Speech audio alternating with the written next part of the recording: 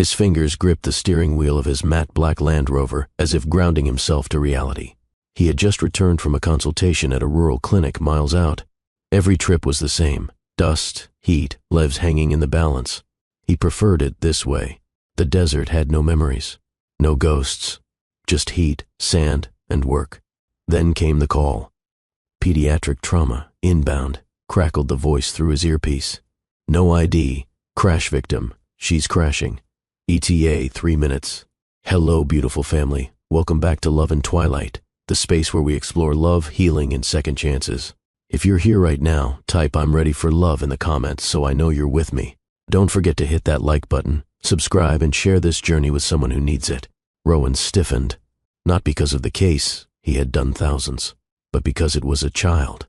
Children were the one thing that still managed to cut through the fortress of steel around his chest. Their fragility, their innocence, their resemblance. His eyes blinked once. Hard. He shoved open the vehicle door and stalked toward the ER. His surgical gown billowed behind him like a flag of war. Inside, the emergency team was already prepping Trauma Bay 2. Nurses ran point. Vitals beeped. A stretcher was being wheeled in. And then it happened. The gurney rolled through the automatic doors and time slowed. The girl was unconscious. Blood trickled from her temple. Her face was swollen, ribs bruised. A tiny wrist hung off the side of the stretcher.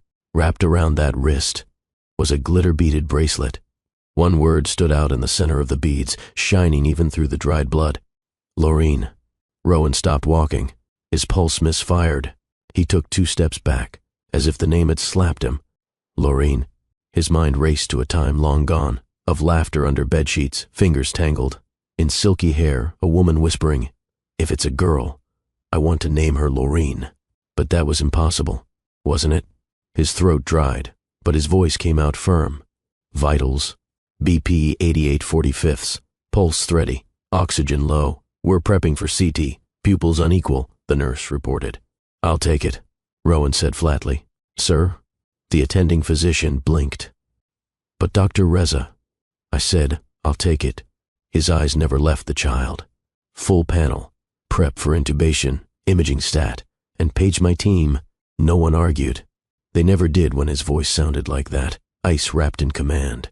He walked beside the stretcher, eyes locked on the tiny, battered frame.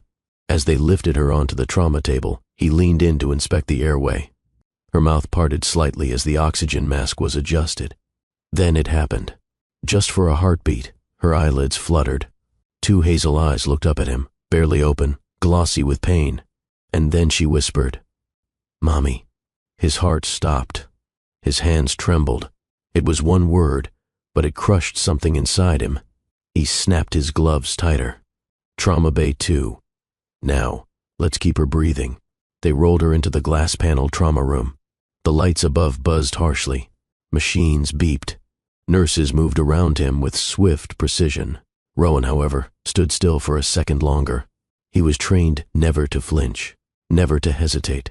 But this little girl, her lips, her curls, her soft cheeks, that birthmark peeking above her collarbone, everything screamed familiarity. "No, Rowan, get it together." He inhaled sharply and barked commands like a general on the battlefield. "Clamp the bleeder, suction, we're going in." And still, the name, that damn bracelet. Laureen. He hadn't heard that name spoken aloud in nearly 6 years. Not since his marriage collapsed. Not since Aubrey. 5 years ago she had left without warning. One morning she was next to him in bed, smiling after they made love. By evening she was gone, leaving behind only the signed divorce papers and silence. No letter, no explanation, no trace. He tried everything. Investigators, lawyers, nothing. She had disappeared like smoke. And now, a little girl with her lips in his fire lay broken on his table? No, couldn't be. But as he steadied the child's airway, something undeniable pulled at him. He didn't believe in fate, but he believed in blood, and his blood was screaming. The CT machine hummed as the little girl's body slid into its magnetic tunnel. Rowan stood outside the glass wall, arms folded tight, jaw clenched. He wasn't just watching, he was calculating, observing every detail like a surgeon, but this time the cost wasn't just life or death, it was truth or breakdown. The scan printed out digital slices of her skull, brain tissue, ribs, and lungs. A hairline fracture on her left parietal lobe, a bruised lung, 2 cracked ribs, but no internal bleed, at least not one they couldn't manage. He should have been relieved, but all Rowan saw was her face, the shape of her lips, the lashes, the soft slope of her nose, and that name, Laureen. He ran his tongue along his back teeth, willing the pressure in his chest to go away. But it didn't. He turned from the screen and walked into the hallway, catching his lead nurse mid-stride. "Nina," he said. "Was there anyone with the girl when she came in? Any adult?" Nina nodded. "A woman dropped her off. She was covered in blood. Said she'd been in the crash too, but refused treatment. She just wanted us to save the child." Rowan's stomach dropped. "Where is she now?" "She's in the ER lobby," Nina answered softly. "Waiting." He didn't move. He didn't breathe. Instead, he walked to the imaging room, stepped inside, and crouched beside Laureen as the team finished reattaching her IV and monitoring equipment. And there it was again, the bracelet. Tiny glittering beads, homemade, strung on elastic. Laureen. He reached for her hand, careful not to wake her. His thumb brushed against the letter L. Images stormed through his mind. Aubrey sitting on the kitchen counter, giggling as she painted beads. "I'm gonna make her the prettiest bracelet ever, and when she's old enough, we'll teach her how to spell her name by it." He'd laughed then. "You act like she's already here." "She is," Aubrey had whispered, placing his hand on her barely there belly. "Inside me." That was the night he bought the crib. And now, here he was. Laureen existed. She was real. And Aubrey had kept her from him. Back in the trauma bay, Rowan removed his gloves slowly, as if the act might tear him apart. His eyes flicked once more to Laureen's face. It wasn't just the lips or the curls. It was the small beauty mark under her left eye, and the way her chin tilted, even in sleep. Like his body suddenly felt foreign, too tight for his bones. He left the room and headed straight for the hallway bathroom. Inside, he splashed cold water on his face, gripping the edge of the sink. "Focus," he muttered to his reflection. "You're a doctor. You're her doctor. That's all." But the lie tasted sour. He dried his face with a paper towel and strode toward the nurse's station, barking softly. "Notify me when she's stable. I need 10 minutes." Rowan walked down the sterile corridor, but every step toward the lobby felt like crossing miles of desert sand. His shoes clicked against the tiles, echoing, and then he stopped. Through the glass partition, he saw her, sitting on the far end of the ER lobby, curled in on herself, shoulders trembling beneath a blood-stained hoodie. Aubrey. Even after 5 years, he would have known that posture anywhere. She used to sit like that on their fire escape in Brooklyn, knees up, chin down, arms around her ribs when she felt overwhelmed. Only now, she looked smaller, fragile. Her knuckles were white from gripping the edge of her chair. Her hair was pulled into a haphazard bun. A torn piece of fabric wrapped around her wrist. Rowan didn't move, didn't speak. He just stood there, watching her like a man studying the ghost of the woman who'd broken him. Then, her head lifted, their eyes locked, and everything inside him shattered like glass dropped from a rooftop. He turned and left before she could speak. He wasn't ready. Not yet. Back in the trauma bay, he stood over Laureen once again. Nina glanced up from the chart. Vitals stabilizing. Oxygen up. We're monitoring cranial pressure closely. But she's past the danger zone. Rowan nodded. His voice came out gravelly. "Page me the second she wakes." "Of course, doctor." He moved to the side of the bed, lowering the railing and crouching so he was eye level with her. The machines beeped quietly. The soft sound of her breathing was steady. He reached into the drawer and pulled out a small, sterile cloth. Gently, he wiped a smear of blood from her temple. She twitched, but didn't wake. His fingers trembled. And then, without warning, he brushed her hair back and kissed her forehead. It was instinct. It was agony. It was home. Later in his office, Rowan stood in front of the window overlooking the dusty terrain. The sun was beginning to dip, casting golden hues across the desert sand. He poured himself a glass of water, untouched. His phone buzzed. A message from Nina. "She's asking for her mom." Rowan's hand tightened around the phone. He knew what came next. He couldn't avoid it anymore. It was time to face the woman who ran, the woman who gave birth to his daughter, the woman he never stopped loving. The hallway outside the pediatric ward was quiet, too quiet. Dr. Rowan Maddox stood at the edge of the glass panel, staring in at the tiny figure lying in the hospital bed. Machines clicked in slow rhythm. Monitors flashed green. And beside her bed, untouched, sat a small stuffed giraffe. Rowan hadn't moved for 10 minutes. He'd stood frozen, watching the rise and fall of her chest like a man guarding a miracle. He was no longer the surgeon. He wasn't even the CEO. He was just a man, watching over a daughter he never knew existed. The door creaked open behind him. Nurse Nina peeked in. "She's starting to come around," she whispered, soft as wind. "Vitals are strong. Her BP is steady. Cranial pressure normalizing. You can go in." Rowan nodded once.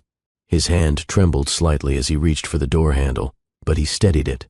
This wasn't an operation. It was something far more delicate. He stepped inside. The room was awash in warm light. The sun had dipped lower now, casting golden stripes through the blinds, lighting up the wisps of brown curls around Laureen's face. She stirred, then blinked again. Rowan's heart raced. Her lips parted as if to say something, but she closed them again. He stepped closer, slowly, not to scare her. "Hey," he said gently, voice cracking despite himself. "You're awake." Her eyes squinted as if trying to focus. She looked at him, straight into his eyes, and frowned softly. "You're the doctor," she said faintly, her voice like a whisper caught on a breeze. "I am," Rowan replied, kneeling beside the bed, "but I'm something else too." She tilted her head, curious. "Like what?" Rowan blinked once, twice. Then he reached for her tiny hand and took it gently into his palm. I'm your daddy." Silence. Not heavy, not sharp, just pure. The kind of silence that held breath instead of fear. Laureen blinked again, this time slower. And then, very softly, she smiled.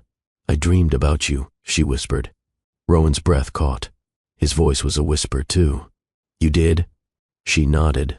"You were holding me and singing something. It was funny." Rowan let out a broken laugh, one hand covering his mouth.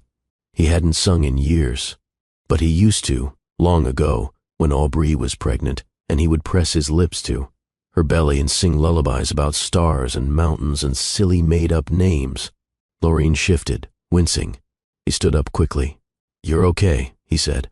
"You had an accident, but you're safe now. I'm right here. Where's Mommy?" His throat clenched. "She's just outside. She never left you." Laureen closed her eyes for a moment, then reopened them. "Do you live here?"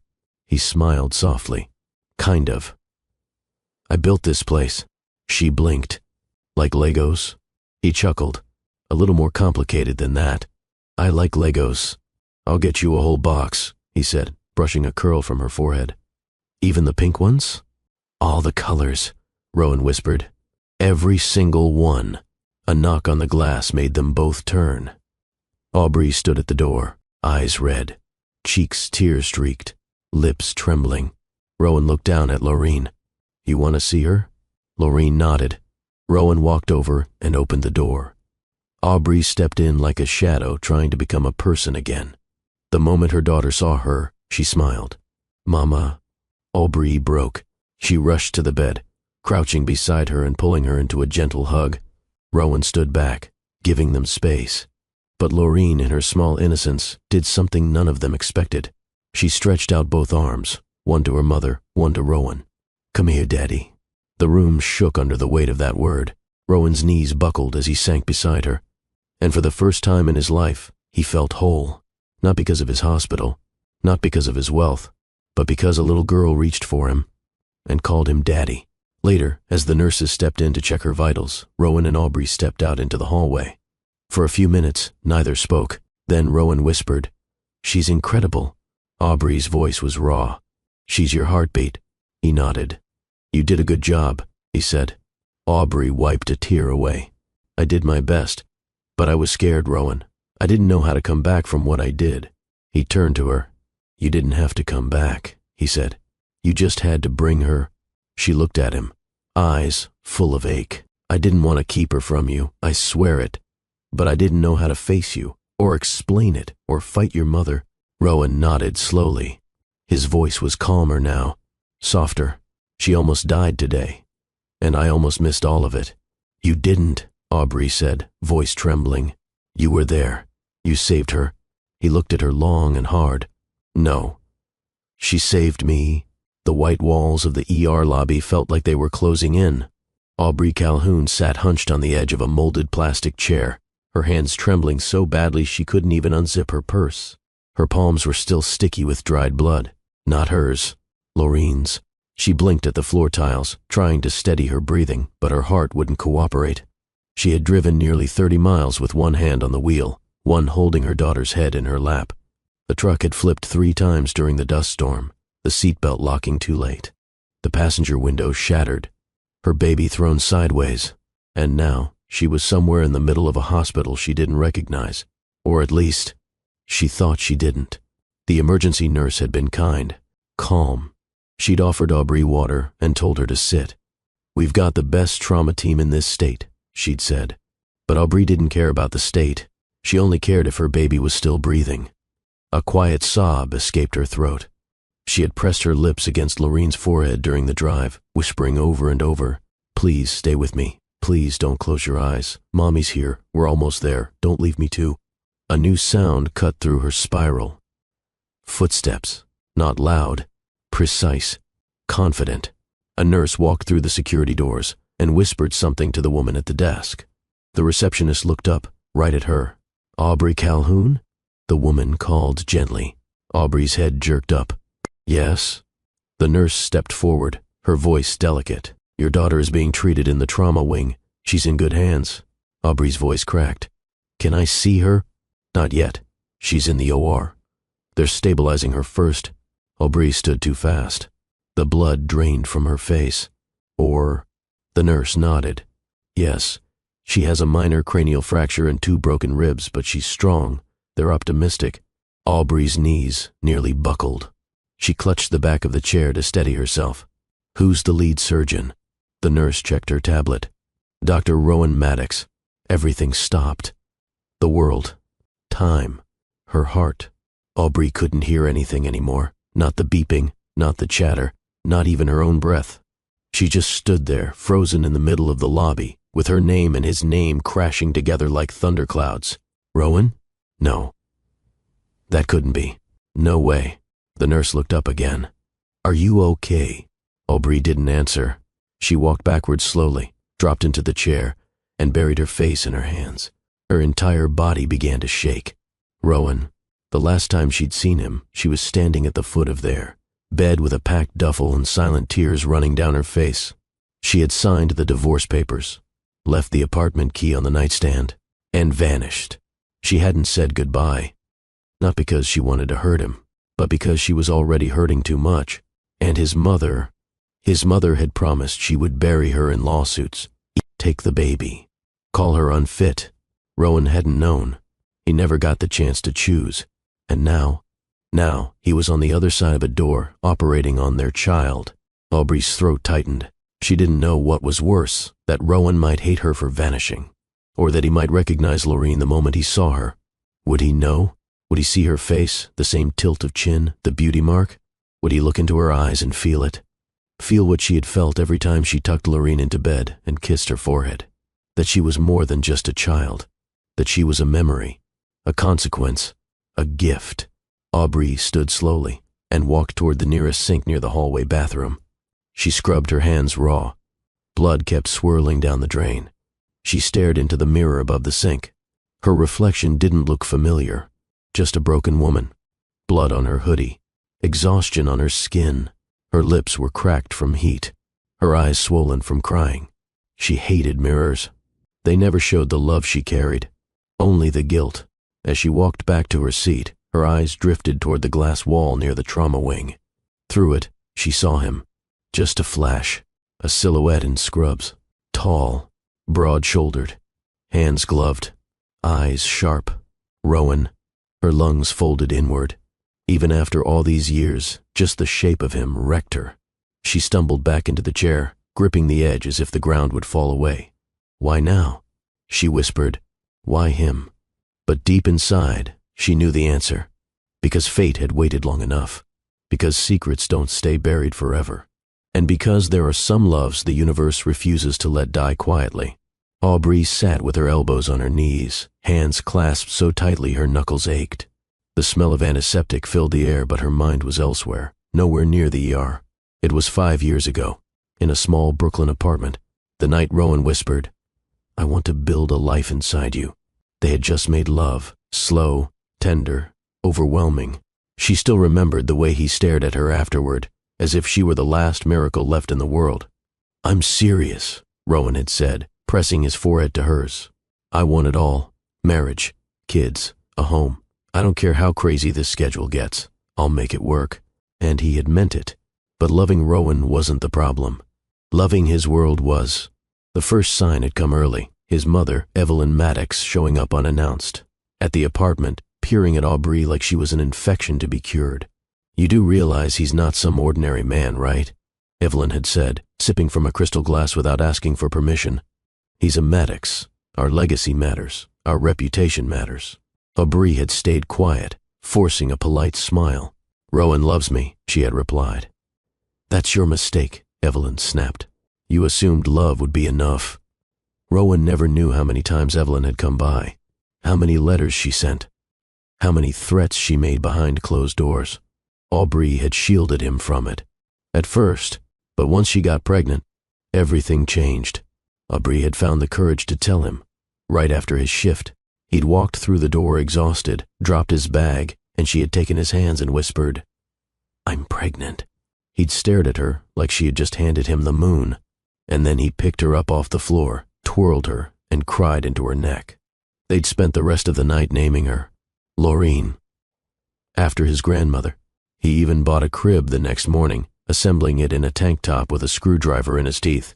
Aubrey had never felt so loved, so safe, until 2 days later, when Evelyn found out. It wasn't a conversation, it was an assault. "You really think I'll let my son raise a child with someone like you?" Evelyn hissed. "You'll end up dragging him down. And when the board finds out, you'll be the end of his career." Aubrey had tried to reason. "I'm not asking for money or power. I just want peace. I want our baby to grow up loved." Evelyn leaned in. "If you stay, I'll make sure Rowan fights you for custody, and he will win, because I'll fund it. Every court, every lawyer, every lie." Aubrey had waited for Rowan that night. She thought maybe, just maybe, if she told him, he would protect her. But he came home hours late. Tired, distracted, exhausted. "I just need 1 week where I'm not fighting something," he had said, dropping into the couch, rubbing his temples. And just like that, the words died on her tongue. She didn't tell him, because she couldn't risk it. Because what if Evelyn was right? What if he didn't believe her? What if she lost Laureen before she even got to hold her? So Aubrey ran. Left him the next morning. Told him only what he needed to see, the signed divorce papers, the key, and an empty home. In the years that followed, she moved far from the city, changed jobs, gave birth alone, raised Laureen quietly, lovingly. Every night she'd lie beside her daughter and whisper, "Your daddy would have loved you." And every morning she woke up and hated herself for stealing that truth from both of them. Back in the hospital, Aubrey's vision blurred. Tears dripped from her chin onto her hoodie. She buried her face in her hands, inhaling the scent of dried sweat and fear. She didn't know if Rowan had seen her, didn't know if he'd pieced it together yet, but she did know one thing. He was the one operating on their daughter. That alone, after everything, meant something. A nurse approached gently, a clipboard in hand. "Ma'am, I just need a few questions answered for our file." Aubrey nodded, quickly wiping her eyes. "Your daughter's full name?" "Laureen Calhoun."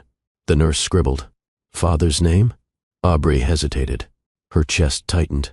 She bit the inside of her cheek, and finally whispered, "Rowan Maddox." The nurse's pen stopped. "You mean the attending surgeon?" Aubrey's face crumbled. "Yes." The nurse blinked. "Should I tell him?" Aubrey shook her head. "Let him figure it out." Rowan stepped out of the trauma wing, the scent of antiseptic still clinging to his scrubs. He walked in a straight line, fists clenched, every muscle in his body trying to hold back the storm inside. He had held it together through the surgery, through the scans, through the confirmation that the child with the glitter bracelet, Lorene, was undeniably his. But now he was about to see her, and he didn't know what would happen when their eyes met.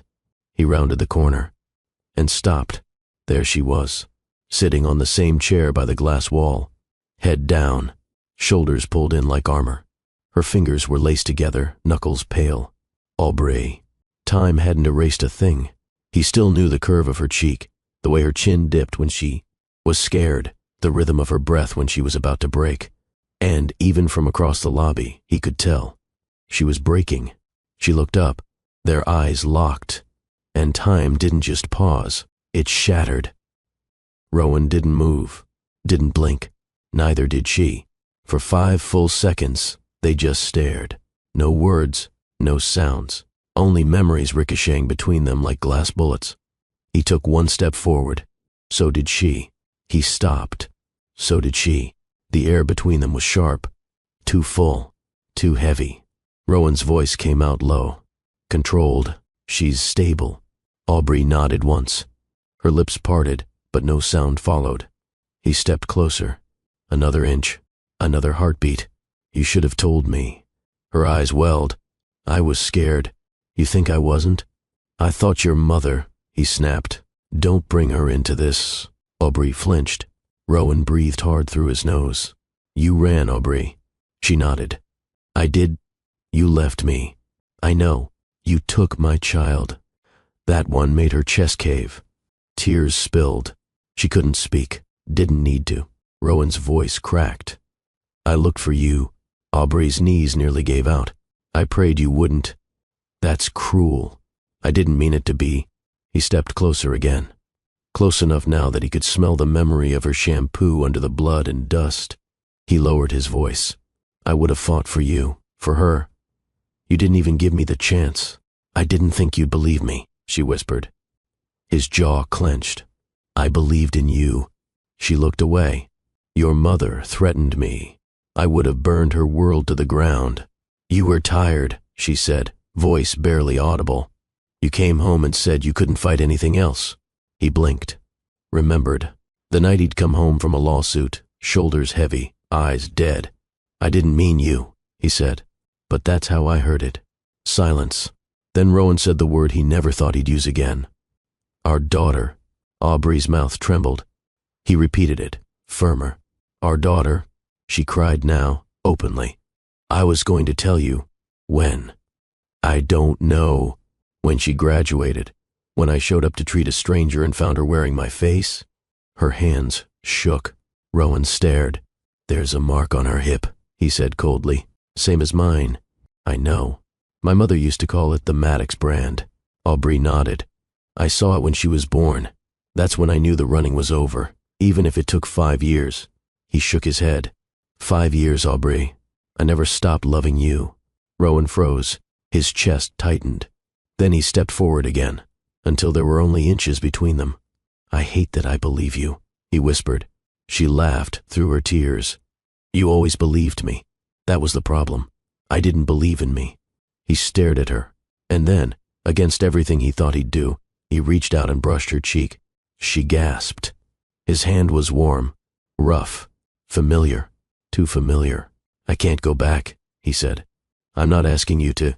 I can't pretend this never happened. I don't want you to. He looked down, then back at her. I don't know what I'm supposed to feel. Aubrey reached up and covered his hand with hers. I'm not here to fix what broke us, she whispered. I'm here because our daughter needs both of us now. Rowan swallowed hard, then nodded. Then let's start there. They stood in silence for a while, hand in hand, not as lovers, not even as exes. Just parents, two people connected by the most fragile, most powerful thing in the world. A child neither one of them could live without. The silence in Trauma Bay 2 was clinical, cold, calculated. But inside Rowan Maddox's chest, everything was chaos. The lights above him blazed down as he leaned over Lorene's small body. His gloved fingers were steady, precise, decisive. Not a single hand trembled. But his heart was a war zone. The internal bleeding had been controlled. The cranial fractures stabilized. She was no longer in danger. And yet Rowan couldn't breathe. He'd closed up 100 rib fractures in his career, but none had ever made his throat close like this. None had ever reminded him of love lost and legacy returned. None had ever looked this much like him. "Saline wash," he said flatly. The nurse handed it over without hesitation. "Clear the field," he added. The team obeyed. The area around her torso was flushed and clean, no visible contamination, no broken vessels left unchecked.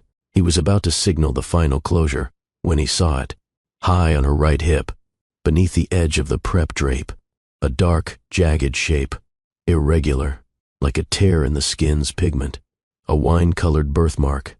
His heart stopped. He leaned in. His gloved hand reached out. He gently adjusted the surgical gown and stared. It was exact, not close, not similar, exact. The birthmark was shaped like a crushed droplet, dark at the center, fading at the edges. The same one he had carried since birth. The same one his grandfather bore. The one passed down only through blood. His mother once said it was how Maddox's men were claimed by God. A mark that couldn't be forged, couldn't be denied. No test was needed. No DNA. This was his daughter. "Doctor?" a nurse asked quietly. Rowan didn't respond. "Dr. Maddox?" He blinked. "Closure now," he said hoarsely. "Absorbable sutures. Let's finish." As they worked, his mind unraveled not with logic, but memory. A night years ago. Aubrey in their bed, her skin bathed in moonlight. She'd trailed her fingers down his hip, touching the mark softly. "It looks like a broken heart," she'd whispered. He'd smiled. "It's always been there. Maybe that's why you love so hard," she said, pressing a kiss to it. "Your heart was marked before you were born." He hadn't thought about that night in years. Now he couldn't unthink it. The last stitch was in place. The team stepped back. Rowan stared at her face one last time. Same cheekbones, same beauty mark under the left eye, same exact dimple that only appeared when she tried to cry without showing it. He peeled off his gloves slowly, one finger at a time. Then, the gown. Then, the mask. By the time he exited the OR, his composure was barely hanging by a thread. He walked straight to the nearest break room and locked the door behind him. His chest rose and fell like a man drowning in open air. He pressed his hands flat on the countertop and bent over. It wasn't just disbelief. It was heartbreak. It was truth. A child had come into his ER without a name, and now she had taken his life by the throat and whispered, "Mine." She didn't need to ask for permission. She didn't even know what she'd done. She simply existed, and that was enough to turn his world upside down. A knock came at the door. He straightened, wiping his face quickly. "Dr. Maddox?" Nurse Nina called gently. "Yes?" "She's being moved to recovery. Vitals holding. Still asleep. Her mother asked to see you." He paused. "Tell her I'll be out in 5. The door clicked shut again. Rowan exhaled and stared at the wall. No test would speak louder than the mark on her hip. No denial could hold weight against the tremble in his bones. He had a daughter, and she had almost died, without ever knowing he existed. He opened the door 5 minutes later, but he wasn't the same man who'd walked in. He wasn't just a surgeon. He wasn't just a CEO. He was a father, and the fire inside him had changed direction. It no longer raged at Aubrey. It burned for what came next. Rowan stood outside the recovery room, fists buried deep in his coat pockets. Behind the glass panel, Lorene slept with her arms tucked beneath the blanket, her cheek resting against the hospital pillow like a child who had never been touched by pain. But he knew better. He had seen the bruises, the fractures, the blood, and now, after seeing the mark on her hip, he had seen something else, himself. She didn't know it yet. Didn't know that the man monitoring her oxygen, reviewing her chart, adjusting her fluids, wasn't just her doctor.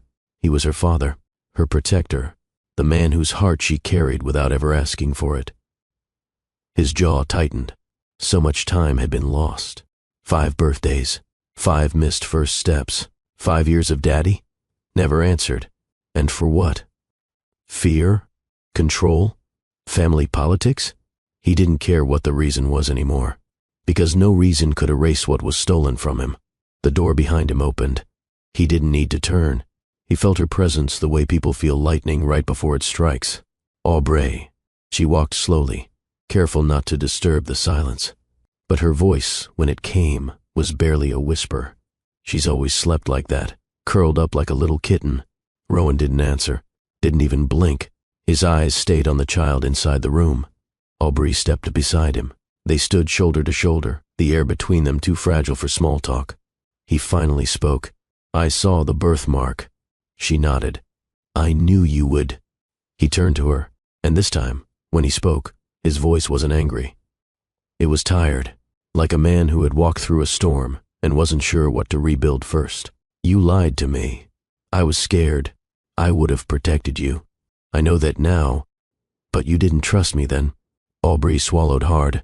"I trusted you," she said. "I didn't trust your world." Rowan turned back to the glass. "You know what hurts the most?" She waited. He kept his eyes on Laureen. "That she's been walking around on this earth, mine, and I didn't even know what her laugh sounded like." Aubrey's throat tightened. "She laughs like you, sharp and short when she's mad, big and messy when she's happy. And when she cries?" Aubrey blinked rapidly. "Like me." Rowan closed his eyes. For a moment, neither of them spoke. Then Rowan stepped back, leaning against the hallway wall. His shoulders sagged. "All these years, I thought you just stopped loving me. I didn't. You signed the papers. You disappeared. I didn't know what else to do. Your mother made it clear. Stop using her," he snapped. She froze. "She threatened me." "I believe you," he said, quieter now. "But you didn't give me a chance to choose." Aubrey's lips trembled. "I didn't want to lose her. You never gave me the chance to win her." A long silence stretched between them. Then Rowan asked the one question that had haunted him since he laid eyes on that bracelet. "Did she ever ask about me?" Aubrey looked down at her hands.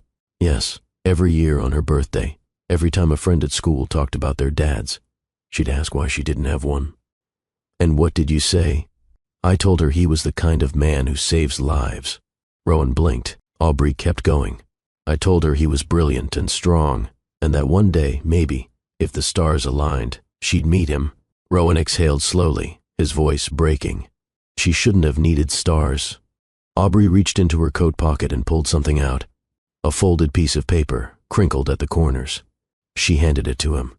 "She drew this last month, said it was her dream family." Rowan opened the paper with cautious fingers. 3 stick figures.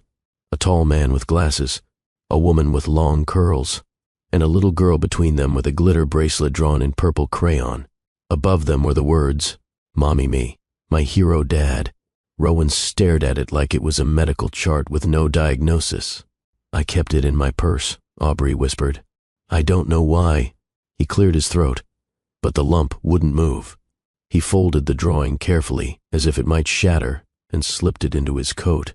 After a long pause, he spoke again. "I don't know if I can forgive you yet. I'm not asking you to. I don't know if I can ever love you the same. I'm not the same."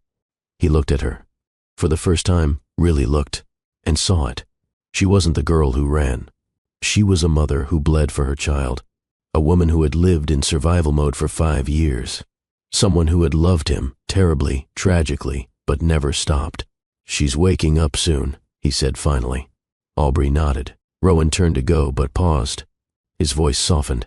"When she asks who I am, what do I say?" Aubrey didn't hesitate. "Tell her the truth."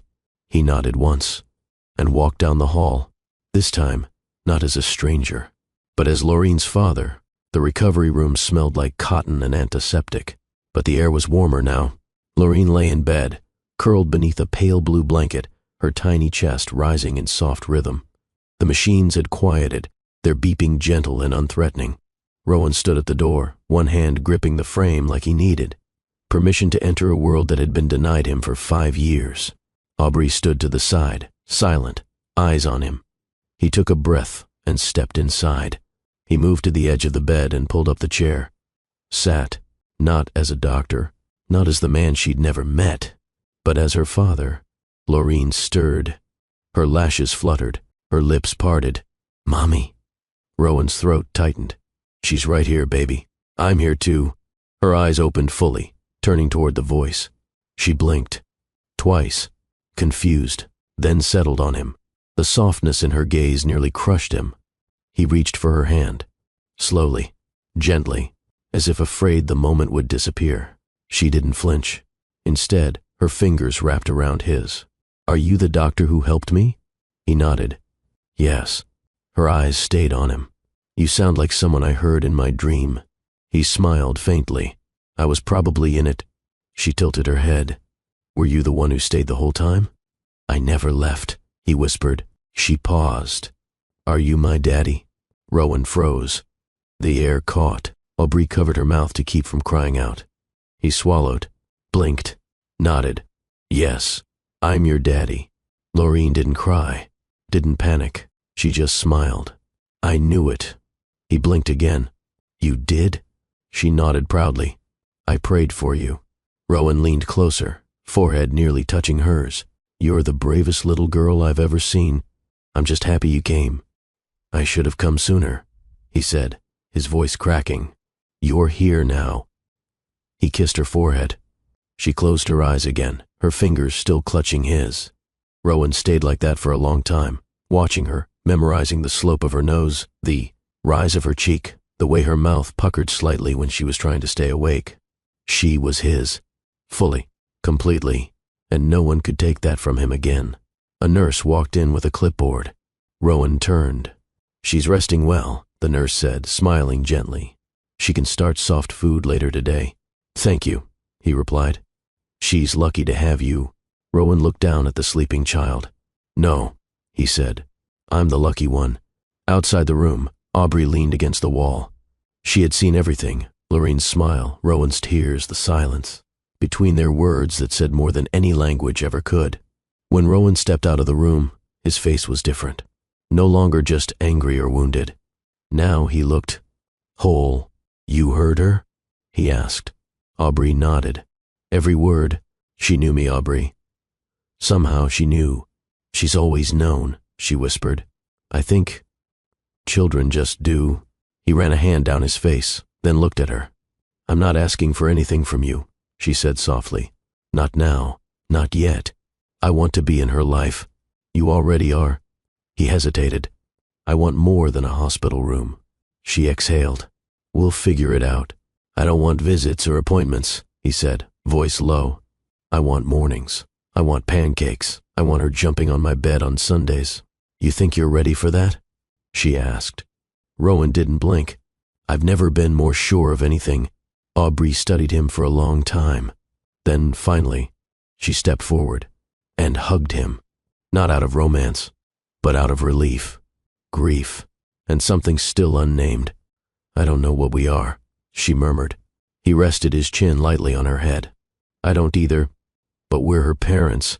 That's enough for now." In the room, Laureen rolled over and reached toward the empty space beside her pillow. Rowan moved back inside and slipped his hand beneath hers. She sighed in her sleep, curling around his fingers. Aubrey stood in the doorway, watching silently, and for the first time since the dust storm, since the accident, since the divorce, they were a family. The hospital lobby was quiet, dimmed by the late hour. Only the faint hum of vending machines and the distant squeak of nurse shoes broke the silence. Most of the visitors had gone home. Only a few scattered souls remained, reading, sleeping, or pacing with anxiety. But Rowan wasn't pacing. He was waiting. And Aubrey was walking straight toward him. They hadn't spoken since Laureen drifted back to sleep. They'd held hands through the silence. They'd sat side by side in recovery without a word. But now, beneath the still fluorescent lights of the lobby, they were alone. And there was nothing left to hide behind. Rowan stood, arms crossed, jaw tight. Aubrey stopped a few feet away. Neither of them said a word, until Rowan did. "You stole 5 years from me." Aubrey didn't flinch. "I know. You didn't just leave me, Aubrey. You erased me." Her voice trembled. "I didn't mean to. Didn't mean to." He stepped forward. "You vanished, signed papers, disconnected your number. You made sure I'd never find you. I didn't know what else to do. You could have trusted me." She took a breath. "I didn't trust me." That stopped him. Just for a beat. "Then, you don't get to say that." "I just did. You don't get to play victim now." "I'm not." "Then what are you doing here, Aubrey? Why show up now? Why not stay hidden forever?" "Because she was bleeding in my arms, Rowan. I had no choice. And now that I know the truth," she met his eyes. You get to hate me." He stared at her for a long, cold moment. "No," he said finally. "Hate would be easier." She lowered her gaze. "You think I didn't cry after every birthday?" she said softly. "You think I didn't keep a candle and a cupcake for every year you missed?" He didn't move. She took a step closer. "You think I didn't show her your photo? That I didn't whisper your name into her ear while she slept?" He clenched his fists. "That doesn't make it right." "I know, but you still did it." "I know that too." He turned away, running a hand through his hair. "This doesn't go away with a few tears and a hug. I'm not trying to wash it away. You broke something in me." "I know," she said again, "and I carry that every day." A silence fell over them again, not empty, not peaceful, but full, charged, like standing in the aftermath of an explosion where everything still smoked. Then Rowan turned back. "But you also gave me her." Aubrey looked up. "She's the best part of me," she whispered. "She's the best part of both of us." His voice softened, finally. "But I missed it. Her first words, her first steps." A tear slipped down her cheek. Her first scar, her first fever, her first fall off the swing. They both winced. "I should have been there," he said. "You should have." Rowan stepped closer. His voice was low. "I would have stayed up with her, rocked her at 2 a.m., held her hand at the doctor's office. I would have sung lullabies even off-key. I believe you. I would have protected her. You still can." He looked her in the eye. "I want to." Aubrey held his gaze, unsure if he meant just Lorene, or her too. He continued, "I'm not asking to move into your world. I'm asking to be in hers." She nodded. "You already are." He exhaled.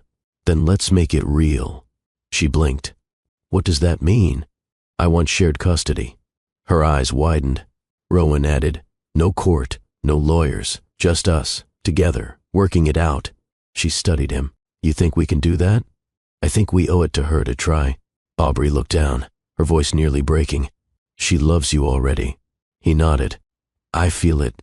"And you?" "I'm already in too deep." For a moment, the wall between them didn't just crack, it dissolved. She reached for his hand, unsure if he'd take it. He did. Their fingers laced, and it felt familiar, like they never stopped. "She deserves the truth," he said. "She deserves everything," she replied. "And what about us?" Aubrey hesitated. "Then let's not rush that." He nodded slowly. "Fair enough." But he didn't let go of her hand, and she didn't pull away. They didn't go far, just outside the hospital, near the covered walkway. The desert night air was cooler now, but still dry. Rowan leaned against the stone column, arms crossed.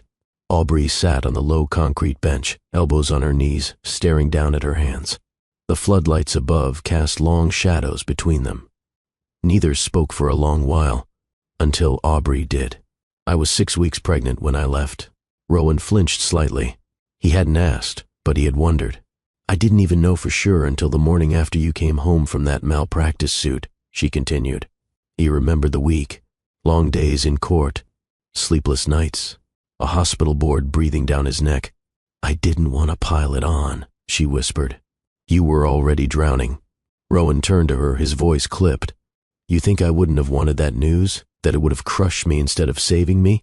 She looked up, pain evident. "I didn't know how to say it." "Just say it," he snapped. "That you didn't believe in me. I didn't believe in us anymore." Her voice cracked. "I didn't believe we could survive what was coming." She stood now, eyes burning. "Your mother didn't threaten me with just court. She threatened to say I was unstable, that I was chasing your name for money, that she'd spin it so that I'd look like I faked the pregnancy." Rowan's jaw tightened. "And you didn't think I'd defend you? You were barely surviving your own battles, Rowan. I saw it on your face every day. You couldn't sleep, you didn't eat, and you came home, empty. I would have shown up for you. You didn't even notice I was falling apart." That silenced him. Her breathing was sharp. Her voice softened, but not by much. "You were so good at holding the world together, I didn't know how to tell you I was cracking, that every time your mother visited, she chipped away at me, that I cried in the shower so you wouldn't hear." Rowan didn't move. She looked at him, voice trembling. "I stopped feeling like your wife. I felt like a shadow in your house. A liability." He stepped forward, slowly. You were never a liability. Then why did she make me feel like one? Because she's a manipulator. Aubrey nodded, wiping a tear. And I believed her. Rowan reached up, pinched the bridge of his nose. You should have told me. You should have seen me. That stopped him cold. They stared at each other, not with anger, not with blame, with grief. Grief for a marriage that suffocated under pressure. Grief for a daughter they should have raised together. Grief for what they both let slip through their fingers. Rowan finally spoke. I kept thinking, maybe you ran because I wasn't enough. Aubrey's eyes widened. You thought that? He nodded. You left without a word, without even a fight. That messes with a man. She stepped closer. I didn't leave because you weren't enough. I left because I didn't think I was allowed to be. Rowan turned toward her fully now. They stood face to face under the yellow light. Aubrey exhaled. I didn't just carry your child. I carried your pressure, your schedule, your silence. I carried your mother's threats and my own shame. I never wanted you to carry all of that, but I did. She stepped closer. And still, I loved you. Rowan's eyes glistened. You should have stayed, he whispered. You should have fought harder. The words landed between them like truth-tipped arrows. Painful, honest, and finally spoken. They stood frozen. Then Rowan reached for her hand again, this time not as a demand, but as a question. She didn't hesitate. Her fingers slid between his, and he held on. We can't undo it, she said. I don't want to, but we can't pretend it didn't break us. I don't want to pretend, he replied. I want to rebuild. With what? With her? They both looked toward the hospital's sliding doors, toward the room where Lorene slept. You think she'll forgive me? Aubrey asked softly. Rowan's voice didn't waver. She already has. And you? He paused, then met her gaze. I'm trying. The desert wind whistled faintly as they walked side by side back toward the hospital. No words passed between them for a while. There wasn't anything left to scream, or deny, or cover up.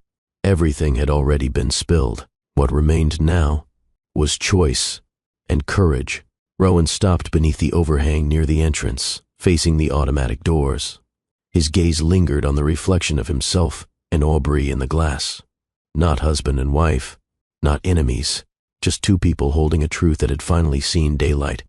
You know, she asked me today what time it was, Aubrey said suddenly. Rowan turned to her. She was half conscious, still groggy, but she whispered, Is it morning yet? He tilted his head slightly. Why?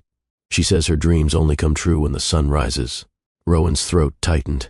She told me she dreams of a family, Aubrey added. A real one. Not in drawings, but in breakfast, in school pickups, in bedtime stories, in being known. He leaned against the wall, quiet for a moment. She'll have it, he said. You're sure? I can't fix the past, but I can be her father now. Aubrey's voice dropped. She's never called anyone that before. Rowan's jaw worked. She said it like it belonged to me. She's waited for you longer than she knows how to say. He looked down at his hands. I waited too. The sliding doors opened briefly for a nurse pushing a cart. Neither of them moved. Rowan turned toward her again. I'm going to be in her life, Aubrey. Not just as a visitor, as her parent. You already are. No, officially, permanently. Aubrey nodded slowly. I'm ready for that. No lawyers? He asked gently. No lawyers. No bitterness?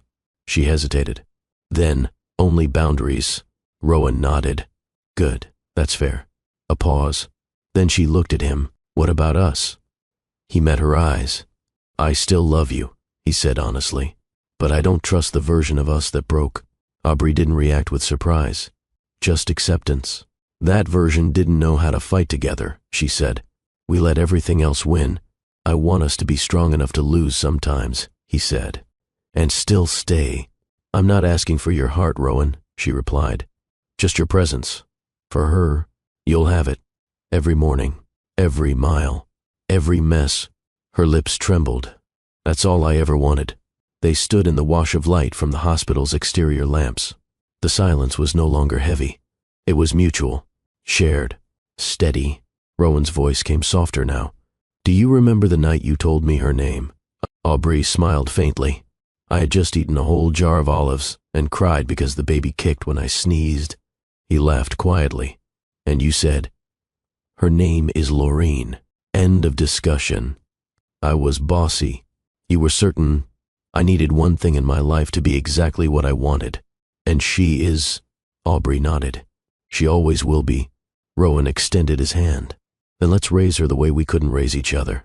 She took it, held it tightly, and neither of them let go. Back inside, they walked the corridor to the recovery wing. Laureen stirred in bed when she heard the door click open.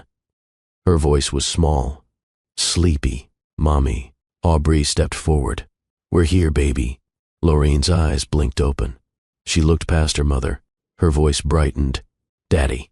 Rowan's knees nearly gave out. Hey, sweetheart. She held her arms up instantly. Rowan crossed the room and scooped her into his embrace. She wrapped her arms around his neck and sighed. You smell like the man in my dream. He held her tighter. That's because I've been waiting to find you. From the doorway, Aubrey watched. Her eyes glossy, her heart full. Not because everything was fixed, but because everything was finally honest. Rowan kissed Laureen's temple. We're going to figure this out, okay? She nodded against his shoulder. Does this mean you're staying? He looked at Aubrey, then back at his daughter. I'm never leaving again. The on-call room was dimly lit, empty, quiet, except for the slam of the door behind them. Rowan didn't speak. Neither did Aubrey. She stood with her back against the door, breathing uneven. His chest rose and fell like he'd just run a marathon. It was all there. The 5 years of silence. The years of unsaid things. The love that refused to die, even when everything else had. And now, it was cracking wide open. Rowan reached behind her and twisted the lock. Click. Aubrey's eyes flicked to his. Her lips parted. He didn't ask for permission. He stepped forward, slowly, like a lion deciding whether to devour or devour. His hands went to her waist, and he pressed her gently into the door. Their faces inches apart. Do you know, he whispered, how many nights I've hated myself for still loving you? Her breath hitched. Do you know, she said back, how many nights I begged myself to stop? He leaned in, not to kiss, to feel. His lips brushed her jawline first, then down her throat. She whimpered, and that was all it took. His mouth crashed onto hers like a tidal wave hitting stone. Years of holding back collapsed. Her hands flew to his lab coat, pushing it off his shoulders. He gripped her thighs, lifted her easily, and pinned her to the door. She wrapped her legs around him like muscle memory. There was no awkwardness, only need, only heat, only home. You still wear the same cologne, she whispered, moaning into his neck. You still taste like sin, he growled, sucking her bottom lip. She gasped when he gripped the back of her hair and tilted her head just right.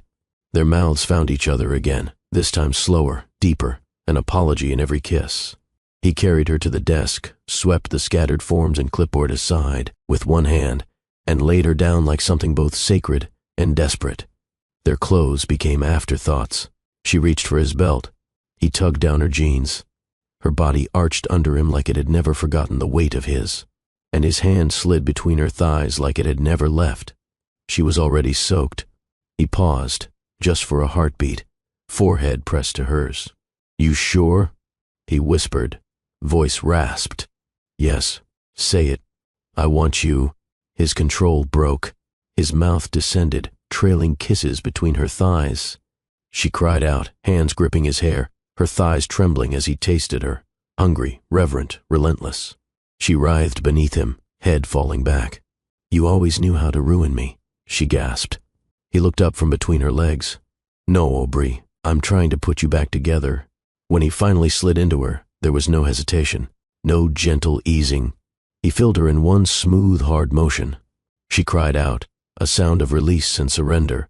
They moved like they were on fire, like they needed this to breathe. Every thrust was a confession, every moan a memory. He leaned down, voice gritted. She's mine. I feel her in your body. She always was, Aubrey gasped, clutching his back. He grunted, driving deeper. Their rhythm grew wilder, urgent. She met him stroke for stroke, clawing at his shoulders. Then, quieter, I never stopped being yours." Rowan froze for a second, buried inside her. Then he kissed her, slow this time, painfully slow, and moved again. But now it was love. The climax hit them almost together, hers first, thighs shaking, nails raking down his spine, his name falling from her lips like prayer. His followed, face buried in her neck, breath strangled, body tensed. They didn't move for a long time, just stayed connected, chest to chest, heart to heart. Minutes later, still tangled in each other, she whispered, "We shouldn't have done that." "We had to," he murmured. "It was never going to stay buried. You'll hate me again tomorrow." He pulled back to look at her. "No, you're sure?" He shook his head slowly. "I'm not sure of anything right now," he said, "except that nothing has ever felt more real than you did. Just now." She exhaled shakily, laid her head against his chest. He held her there, fingers stroking her hair. And in the stillness, he whispered something so quiet it almost disappeared. "Welcome home." The room was quiet now. The heat had settled into something softer, still charged, still intimate. But now, like coals under skin instead of wildfire, Aubrey sat on the edge of the desk, wrapped in the spare white blanket Rowan kept in his locker. Her legs swung gently, toes brushing the tile floor. Her hair was still messy, her eyes far away. Rowan stood across from her, buttoning his shirt slowly. Neither one rushed to speak.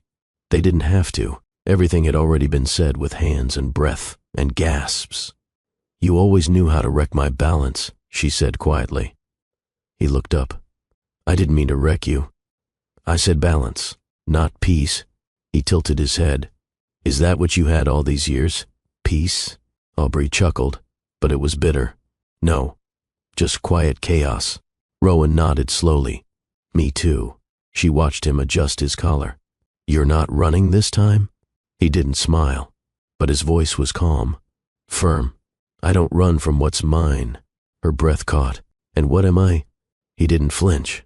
"You're the mother of my daughter, the woman I never stopped loving, and the person I still don't fully understand." She blinked, lips parting. "But I'm not going anywhere," he added. "Even after what happened between us tonight. That's why I'm staying." She stood then, letting the blanket fall off one shoulder. Rowan's eyes didn't move to her body. They stayed on her face. And for once, she didn't feel stared at. She felt seen. "Sex doesn't fix things," she said. "I know. Then why does it feel like something just healed?" "Because we needed it," he replied. "Not just our bodies, our grief." She walked toward him slowly, wrapped the blanket tighter. "Do you regret it?" "No, not even a little." He paused. Then, not even a second, he sat down in the chair behind him, leaning forward, elbows on his knees. "You scare me, Aubrey." That surprised her. "Me. You have this power to light me up or shut me down, and sometimes I don't know which one you'll do next." She took a seat across from him and whispered, "You scare me too." He nodded once. "Then maybe," he said, "we're finally being honest." She reached over, placed her hand on his. "No more pretending we're fine when we're not. No more avoiding the hard stuff. No more running. Only walking through it. Together?" He looked at her and nodded. "Together." A soft knock came at the door. Both of them froze. Rowan stood quickly, smoothing his shirt. Aubrey pulled the blanket tighter. "Yeah?" he called. Nurse Nina's voice answered gently. "Doctor?" "Laureen's awake. She's asking for you." Rowan opened the door just enough to peek out. "Give me 3 minutes," he said. "Yes, doctor." He closed the door and turned to Aubrey. "You okay?" She took a breath, then smiled. "I'm ready." He walked over and kissed her forehead. Gentle, meaningful. "I want more than just one night." "Then stop acting like a man who only wants a memory," she said, gazing up at him. "And start acting like a man who wants every morning, just one night." "Then stop acting like a man who only wants a memory," she said, gazing up at him. "And start acting like a man who wants every morning." He smiled this time. Not forced, not bitter. Soft. Real. As she dressed, Rowan turned to the small cabinet behind the desk and retrieved 2 paper cups and a packet of instant coffee. He poured hot water from the small kettle and handed her one. She accepted it, letting the steam rise between them. "Do we tell her?" she asked.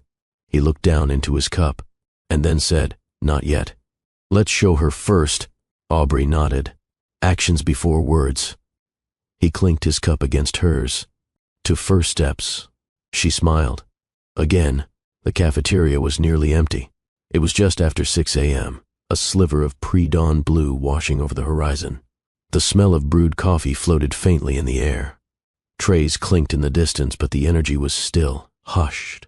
Rowan sat across from Aubrey at a window table, both of them nursing small cups of hospital coffee. They hadn't spoken much since leaving the on-call room, not out of discomfort, but because the weight of what they'd shared didn't need filler. It just needed space. Aubrey watched the sunrise crawl slowly over the sand dunes outside the glass. Her eyes were tired, but calm. The blanket from earlier had been traded for a navy hoodie she borrowed from the staff locker. Rowan still wore his scrub pants, but his shirt was changed. Clean, fresh, different outside, unmistakably shifted inside. "I don't want her confused," Aubrey said at last, her fingers circling the rim of her cup. "One day you're a stranger, the next you're sleeping at my side." "She's smarter than both of us," Rowan replied. "She won't need labels. She'll feel the difference. I just don't want her caught in some messy in-between." Rowan nodded. "We go slow." Aubrey looked at him. "You think you can do that?" He met her gaze. "I waited 5 years. I can go slow for the right reasons." She smiled faintly. "I'm not asking for perfect." He sipped his coffee. "Good, because I'm still figuring out how to braid hair and pack a lunchbox." That made her laugh, soft, real. "I still forget to cut the crusts off," she said. Rowan smirked. "She'll survive." A moment of silence passed between them. Then Rowan leaned forward slightly. "I want to come with you when she's discharged." Aubrey looked at him, considering. "You want to drive us back?" "I want her to know she doesn't leave this hospital without both of her parents beside her." Her throat tightened. "That means coming into our life." He nodded. "Every morning, every night, even when it's inconvenient." "You're sure?" "No," he said, "honest. But I want to be." She looked out the window again. Sunlight caught the curve of her cheek, casting golden light over her skin.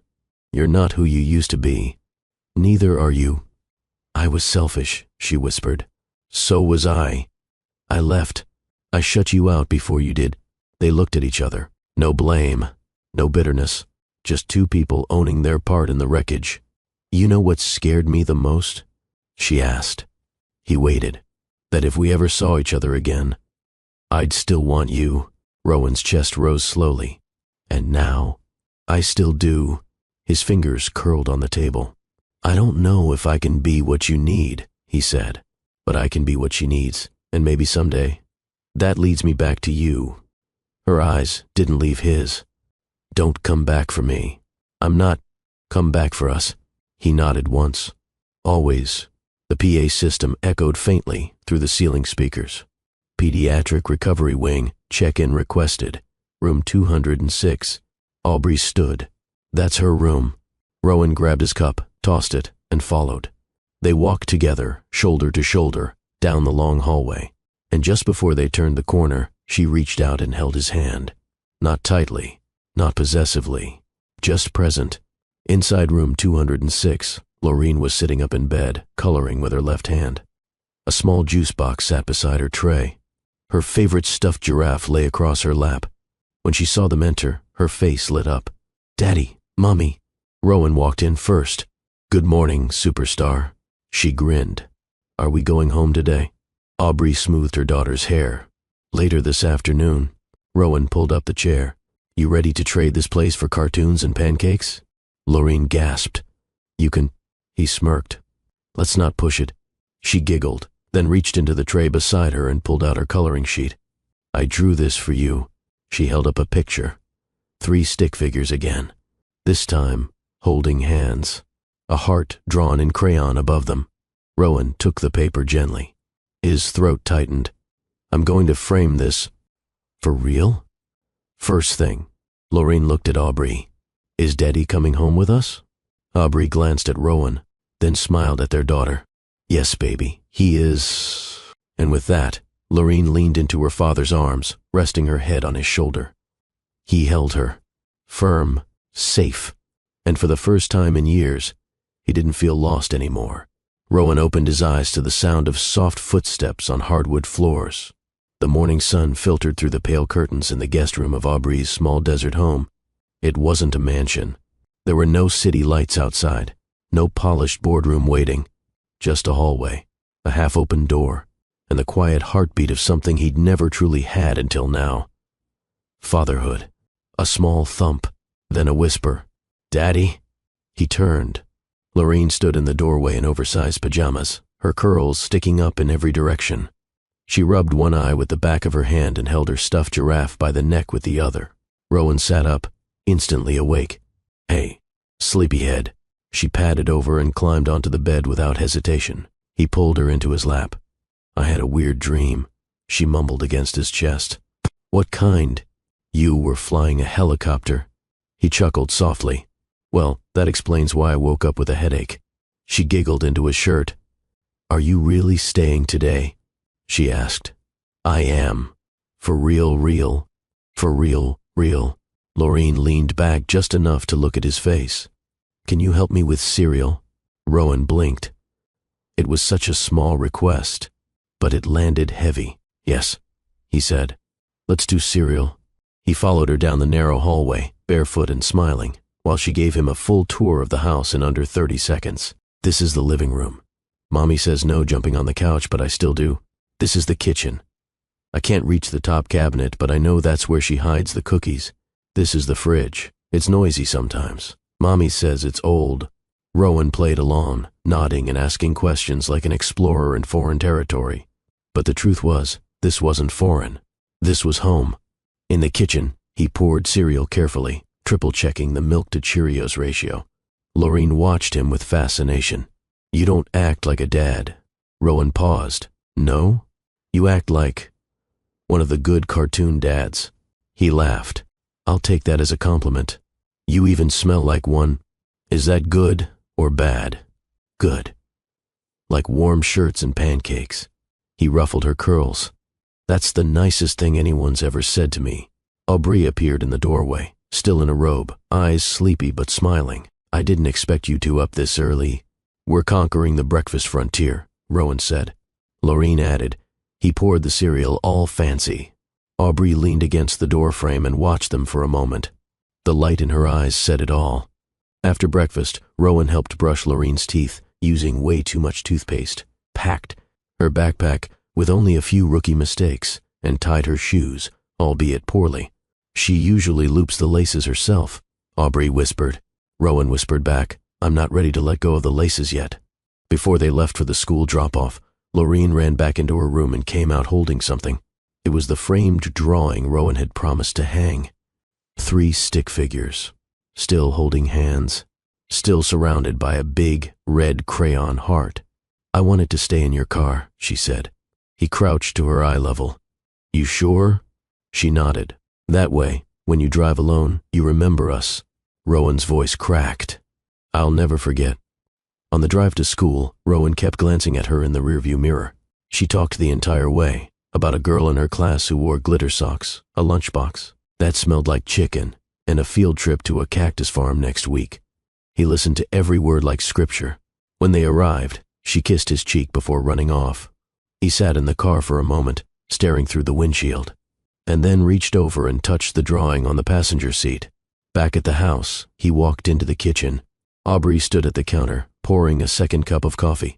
"First drop-off?" "Yeah, you did well. I almost drove back for one more hug." Aubrey smiled. "You'll do that a lot." He leaned against the counter. "You think I'm rushing this?" "No," she said. "I think you're ready for it. Doesn't mean it won't scare you." He nodded slowly. "It does. But it also feels like the only thing I've been sure of in a long time." She turned toward him, coffee in hand. "Are you staying for dinner?" He raised a brow. "That a request?" "It's a test." He chuckled. "Do I pass? We'll see if you survive spaghetti night." And for the first time, Rowan didn't feel like he was visiting someone else's life. He felt like he was starting his own. The Maddox Desert Medical Center looked different to Rowan that day. Same gleaming glass walls, same high ceilings, same spotless floors. But walking through the main entrance with a tiny hand wrapped in his changed everything. Lorene skipped beside him, her backpack bouncing with each step. She looked up at him with a curious grin. "Do people here think you're a king?" He chuckled. "Something like that. Do you have a secret throne? More like a coffee-stained chair in a loud office." She gasped dramatically. "That's tragic." Rowan smirked. "You want to see it? Do I?" They walked past nurses who did double takes. Rowan Maddox, the man who rarely smiled, was grinning like a first grader holding a science fair ribbon. Nurse Nina stood near the station, jaw slightly slack. "Dr. Maddox? This," he said proudly, "is my daughter, Lorene." Lorene gave a polite wave. "Hi." "Oh," Nina stammered, blinking. "Hi, sweetheart." "She's the real boss now," Rowan added. "I knew someone had to be," Nina joked. Lorene giggled. They reached his office. He opened the door like he was unveiling treasure. Inside, neat desk, file cabinets, a small cactus plant, a framed photo of the hospital's groundbreaking ceremony. "Wow," Lorene whispered, stepping inside. "This is where the magic happens?" Rowan grinned. "More like where the paperwork happens." She wandered around the room, inspecting everything with wide eyes. "Do you do surgeries in here?" "No, but I make big decisions here." "Like what?" "Like who gets the last donut in the staff lounge." She gasped. "You're powerful." Rowan sat on the edge of his desk while Lorene spun once in the office chair. He watched her with quiet awe. This was the same room where he'd once stared at empty walls, wondering what he'd done wrong in his marriage. Now, the space felt lighter, lived in, complete. Lorene held up a framed photo. "Who's this lady?" Rowan stood and looked. It was a photo of him and Evelyn Maddox, his mother, at the ribbon-cutting ceremony. He took the frame gently. "That's your grandmother," he said, setting it face down on the shelf. "Do I get to meet her?" Rowan paused. "Maybe one day. But not yet." "Why not?" "Because sometimes grown-ups have to fix things first." Lorene nodded, somehow understanding more than a child should. "Okay." A knock on the door. Dr. Reza peeked in. "Rowan, sorry to interrupt. Your 11 a.m. consult is early." Rowan looked at Lorene, then back at Reza. "She's coming with me," he said. Reza blinked. "You sure?" "I want her to see what I do." 15 minutes later, Lorene sat quietly in the observation room, swinging her legs as Rowan talked to a patient's family in the next suite. The nurse beside her whispered, "Your dad is amazing." Lorene beamed. "I know." She watched him explain treatment options with kindness. Calm, precision. There was no arrogance in his tone, only authority wrapped in compassion. And every few minutes, he glanced over through the window to check if she was okay. She gave him a thumbs up each time. Later, back in his office, she sat on his lap and opened her coloring book. He handed her a pen and said, "Draw me something." "What do you want?" "Surprise me." She began to sketch. Eyes scrunched in concentration, Rowan watched. The lines, the focus, the tongue sticking out the side of her mouth. She looked like Aubrey, but the quiet fire that came from him. After a few minutes, she turned the page around. "I call it Super Surgeon Dad." It was a stick figure with a stethoscope, a giant smile, and a cape. He blinked at it, then picked her up in one swift motion and spun her around the room. She squealed, laughing. He stopped and hugged her close. "You've got no idea what you've done to me, kid." She hugged him back. "I made you a dad." At lunch, he let her eat cookies before her sandwich. At checkout, he let her wear his ID badge. At home, he let her fall asleep watching cartoons in his lap. Later that night, Aubrey peeked into the living room. Rowan was on the couch, Lorene asleep against his chest. He looked up. She wanted to watch something about frogs. "We only made it 10 minutes. Aubrey walked over slowly. "She's never fallen asleep like that with anyone else." Rowan stroked her hair. "I didn't even know I needed this until it happened." Aubrey sat beside him. "You're different. I feel different." "She's changing you." He nodded. "No, she's revealing me." And in that moment, Aubrey placed her head on his shoulder. Not to start again, not to pretend everything was perfect, but just to be near the man who had finally stopped hiding behind who he used to be and stepped into who he was always meant to become. Aubrey stood at the bedroom door, silent. The hallway light cast a gentle glow across the floor, brushing up against the edge of the room like dawn against desert hills. Inside, Rowan sat beside Laureen's bed, humming something low and slow. Not a lullaby. Something ancient. Something full of longing. Family, let's pause for a moment and reflect. Love isn't just about the perfect moments. It's about how we rise after the storms, how we choose healing over hurt, and how we find light in the twilight of difficult times. If this message speaks to you, drop a love emoji in the comments and let me know how you've turned pain into strength. Your stories inspire not only me, but this entire community. Don't just listen, participate, because this is a safe space where your voice matters. And if you haven't already, hit that like button, share this with someone who needs encouragement, and subscribe so you don't miss the conversations that keep our hearts connected. Laureen was already asleep, curled beneath her new pink sheets, one arm flung across her teddy bear, the other outstretched like she was reaching for dreams. Rowan gently tucked the edge of the blanket under her arm, then just sat there, still, present. His palm rested over his knee, the other on the mattress beside her, fingers brushing the edge of the pillow she'd claimed as her favorite. Aubrey didn't move, didn't breathe. She'd never seen him like this before, not even in their marriage. Back then he was always moving, rushing, deciding, fixing, repairing, fixing bodies, repairing blood vessels, but never pausing, never just being. Now he wasn't just a man who saved others. He was becoming someone who stayed, and she hadn't realized how much she needed to see that. Not until now. Rowan leaned forward and kissed Laureen's forehead, the gentlest touch. Then he stood, turned slowly, and saw her watching. He didn't flinch, didn't break the moment.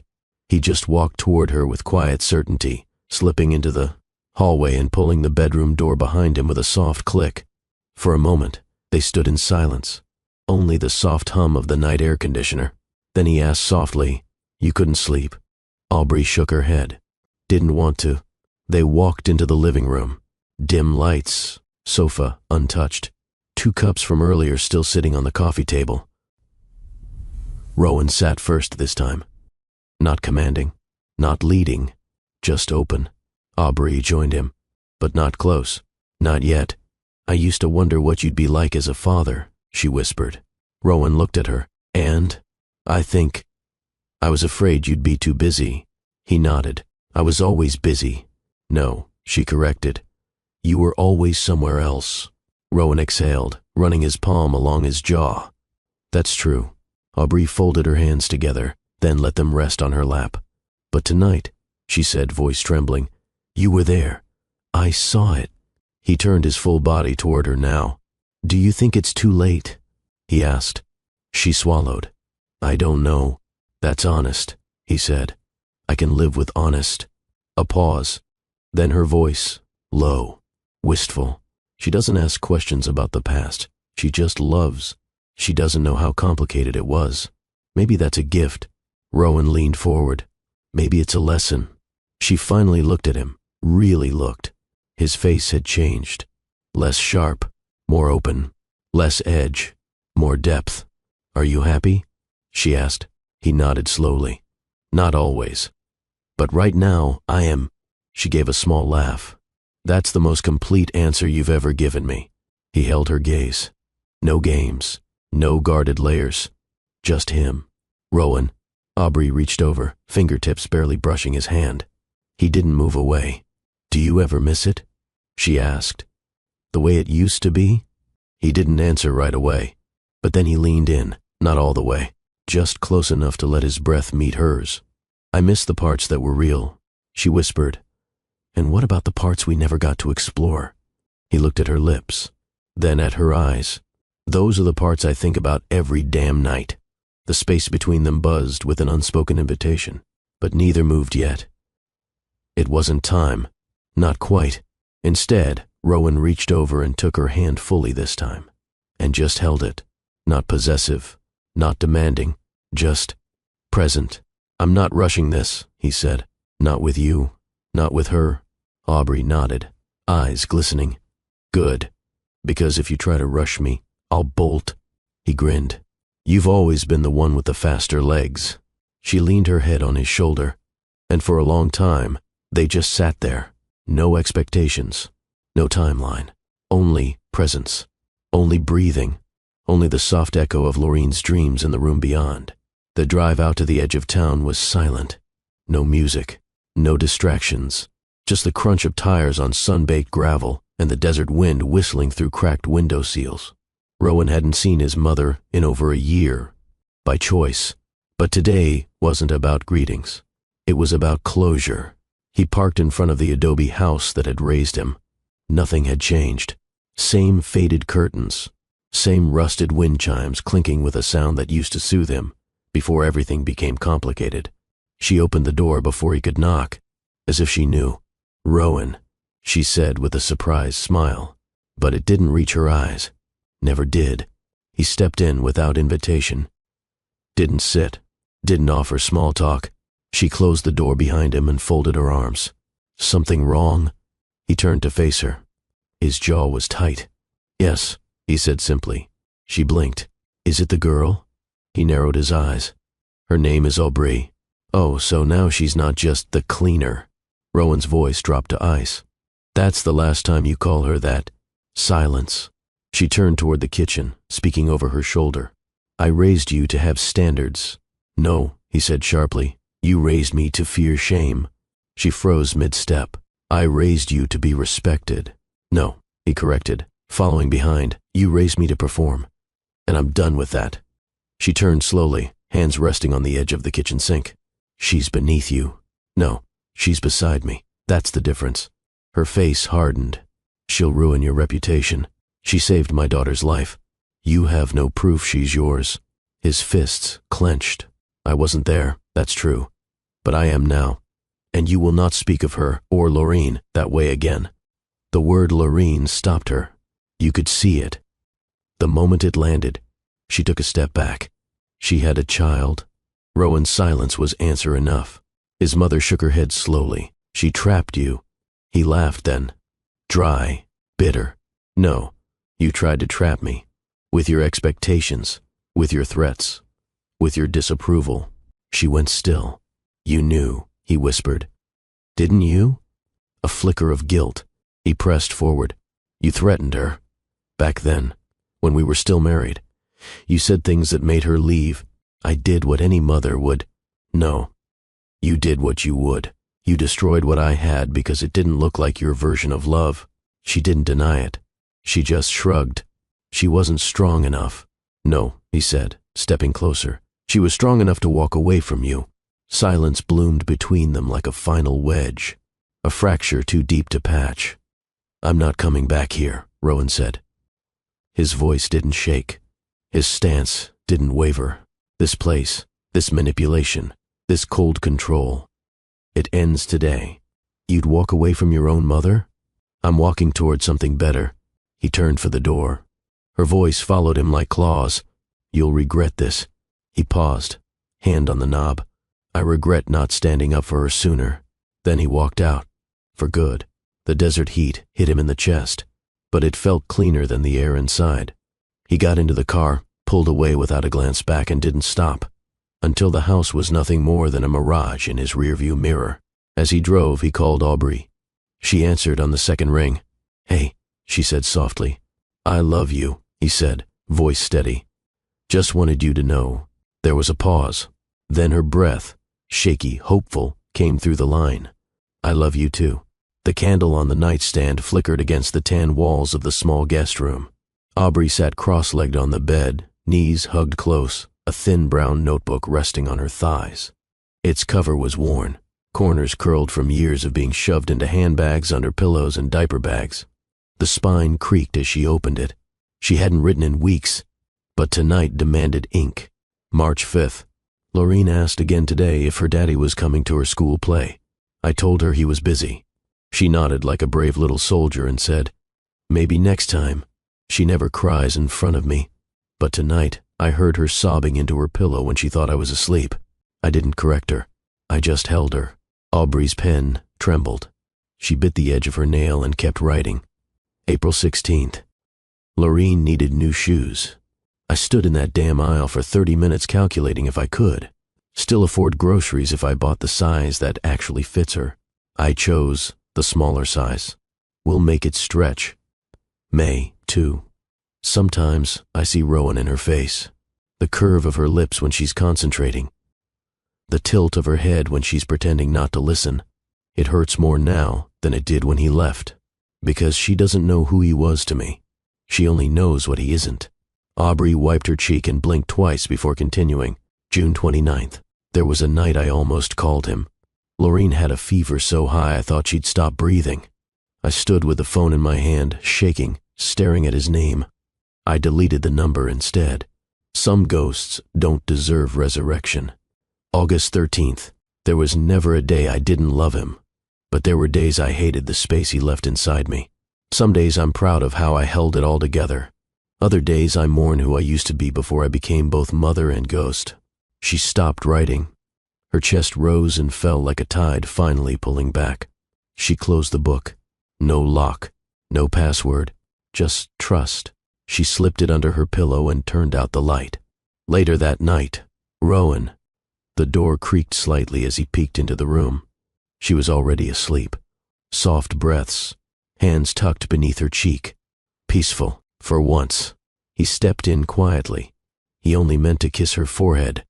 But when he leaned down, he noticed the notebook sticking out from beneath the pillow. It wasn't like him to pry. But something about it, maybe the wear, maybe the pain still etched on her face, urged him forward. He sat in the chair by the bed and began to read. The first entry hit him like a slap, the second like a punch. By the fifth, he couldn't see the page anymore. His vision blurred. She never told him any of this. The fever, the shoes, the silent sobs. He'd never asked. Rowan pressed his thumb into the page, trying to hold himself together. But when he read, "Some days I'm proud of how I held it all together. Other days, I mourn who I used to be." He cracked. Tears ran freely down his cheeks. No sounds, no shaking. Just salt and grief and the kind of guilt that doesn't shout. It sinks. He closed the book gently, walked to her side, and whispered, "You didn't deserve to carry all that alone." She didn't stir, but her hand reached out beneath the covers, half asleep, and caught his, held it tight. He didn't pull away. He sat there the rest of the night, her hand in his, the book resting on his chest like a wound he'd finally uncovered. And for the first time, he didn't just love her. He understood her. The desert wind hummed low outside the hospital guest suite.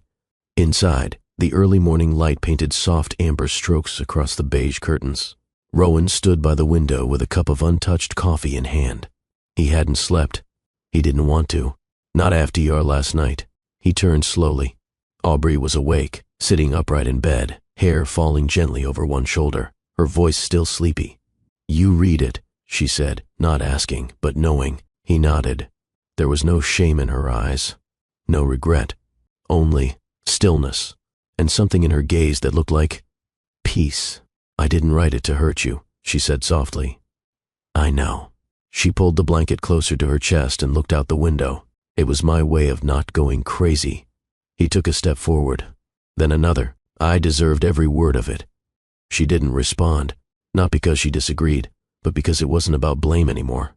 They sat together in silence for minutes that didn't need filling. Finally, Rowan asked, "What made you stay strong through all that?" She smiled faintly. "Lorene's laughter," she said.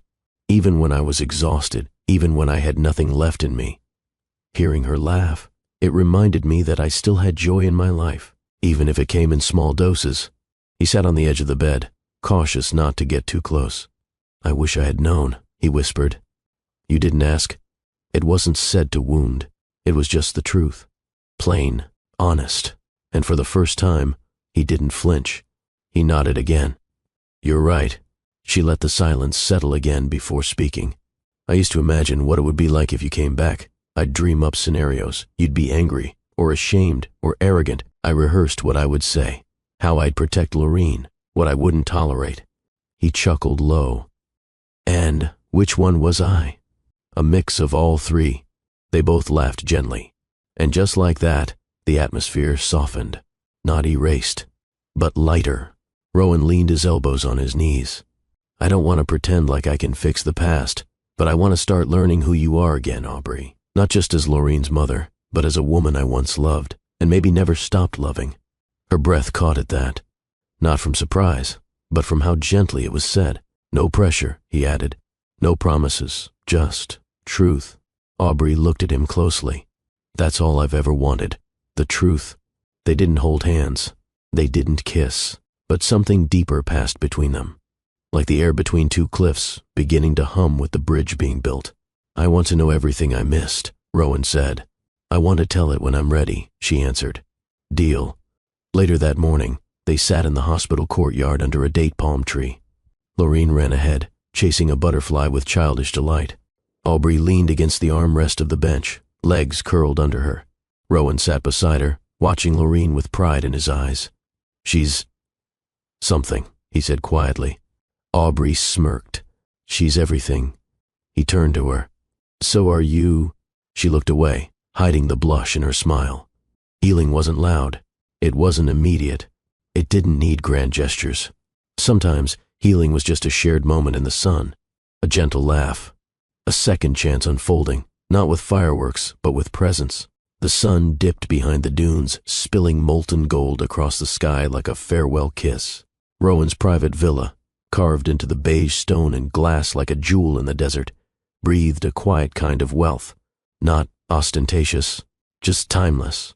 Aubrey stepped out of the car, her sundress brushing against her ankles, the warm wind playing with the curls she left untied. Rowan waited at the entrance, hands in his pockets, not in a suit, but in a sand-toned linen shirt and slacks that made him look more human, more reachable. You look beautiful, he said softly. Thank you for inviting us, she replied, eyes flickering up to meet his. And for trusting me. Inside, the villa smelled of roasted spices and fresh citrus. Lorene darted in, her eyes widening at the sight of the long dining table set beneath a skylight, twinkling with hanging lanterns and tiny floating candles in a shallow bowl of water. Rowan knelt and opened a glass cloche. You get to pick your dessert before dinner, princess.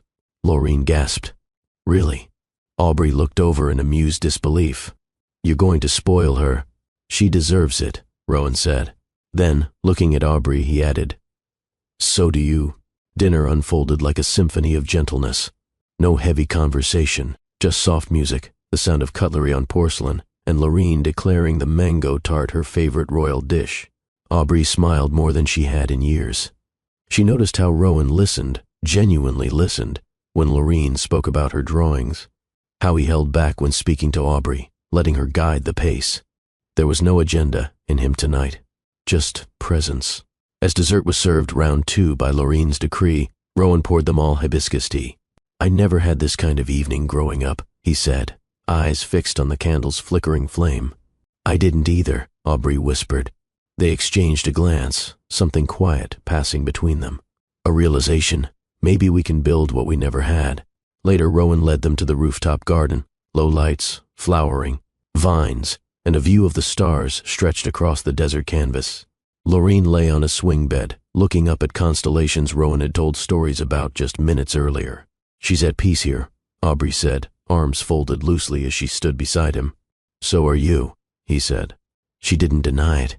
They watched Lorene drift into sleep. Her fingers curled around a stuffed camel Rowan had surprised her with during dinner. She called me Dad once by accident yesterday, he confessed suddenly, then quickly corrected herself. I didn't say anything. Aubrey's breath caught. She told me about it. I didn't want her to feel bad, but hearing it, it did something to me, something I can't explain. Aubrey nodded slowly. She knows. He looked at her. And you. She turned to him. Ask me tomorrow. The night wrapped around them like silk, quiet, safe, and undefined. But for the first time, neither of them felt the need to rush what was slowly growing. Not a second chance, not a redemption arc, just a beginning. Midnight in the desert was nothing like the city. It wasn't empty. It was vast, alive, whispering. The skies stretched endlessly above the terrace, lit with stars so bright they felt near enough to touch. Rowan stood barefoot by the railing, shirt sleeves rolled, his eyes scanning the horizon, like he was searching for permission, from the universe, or maybe from himself. Behind him, Aubrey stepped out slowly, wrapping a light shawl around her shoulders. She had tucked Lorene into one of the guest rooms herself, kissing her daughter's forehead and listening to her sigh into sleep. You okay? She asked gently, approaching him. He turned. I was about to ask you the same. They stood side by side, no words for a while. Only the gentle crackle of the fire pit near them, the scent of night blooming, jasmine in the breeze, and the hush of something unspoken building between them. Rowan finally spoke. I've rehearsed this in my head 1,000 times, he said, eyes still on the stars. And now that it's real, I don't want it to feel rehearsed. Aubrey glanced at him. What's this? He reached into his pocket. Not a ring, not a necklace. Just a single smooth key on a leather loop. He held it in his palm, offering it to her without pressure. This house has always been too big, too cold, too quiet, he said. And now, with you and Laureen here, it feels alive, like it was waiting for something I didn't even know I was missing. She didn't take the key. Not yet. But she didn't look away either. Rowan turned toward her fully. I'm not asking you to promise me anything. I'm not asking for forever. He hesitated. I want you to have the option. A place that's yours too. Yours and Laureen's. Rowan, I know it's fast. I know we're still figuring everything out. But this is my heart, he said, voice low, thick. And I'm offering it to you. No contracts, no terms, just the chance to build something if you wanna. She looked at the key, then back at him, then to the key again. Aubrey stepped closer. Do you know how many nights I dreamed of this? She whispered. And how many mornings I woke up telling myself to forget it. Rowan's jaw clenched, trying to stay steady. And now, she continued, you're offering it not like a demand, but like an invitation. He nodded once. I don't need a ring. I don't need a title. I need consistency, safety, kindness. For me, for Laureen. You'll have all of it. No questions asked. She reached out, not for the key, for his hand. And when her fingers laced through his, it was louder than any yes. I'll think about it, she said, holding his gaze. But I want you to know, this, right now, it already feels like home. Rowan's chest swelled, but he kept it simple. Then stay as long as you like. They didn't kiss. Not tonight. Tonight wasn't about seduction. It was about trust. And that, in its purest form, was the most intimate thing they could have shared. Later, after she had gone in to rest, Rowan sat alone on the terrace. He turned the key over in his palm, smiling to himself. Because whether she used it tomorrow or never, the truth had been spoken. And in that truth, something precious had begun to bloom. The house had fallen still. The fire outside dwindled to embers. The moon had risen higher, fat and glowing, casting silver trails across the desert dunes beyond the villa walls. Aubrey stood in the doorway of Rowan's bedroom. She hadn't planned to walk in, but her feet had moved on instinct. Or maybe it was her heart. Maybe it had always known where to go, even when she didn't. Rowan looked up from the armchair where he sat, barefoot, robe loosened, a book unread in his lap. Their eyes met, and in that long stretch of silence something shifted, something ancient and true. I thought you were sleeping, he said softly. She stepped inside. I tried, and I couldn't. He rose slowly, no sudden movement, no demand in his posture, only quiet reverence. She stepped closer, close enough to smell the warmth of his skin, the cedar wood on his collar, the desert air clinging to his hair. Aubrey looked up at him, not like someone uncertain, but like someone ready. I read your heart tonight, she whispered. And I believe it. Rowan's breath trembled. Are you sure? She reached for his hand, guided it gently to her chest. Feel that? Her heartbeat was fluttering, fierce, steady. That's not confusion. That's not fear. That's me saying yes. He closed his eyes. Their kiss wasn't rushed.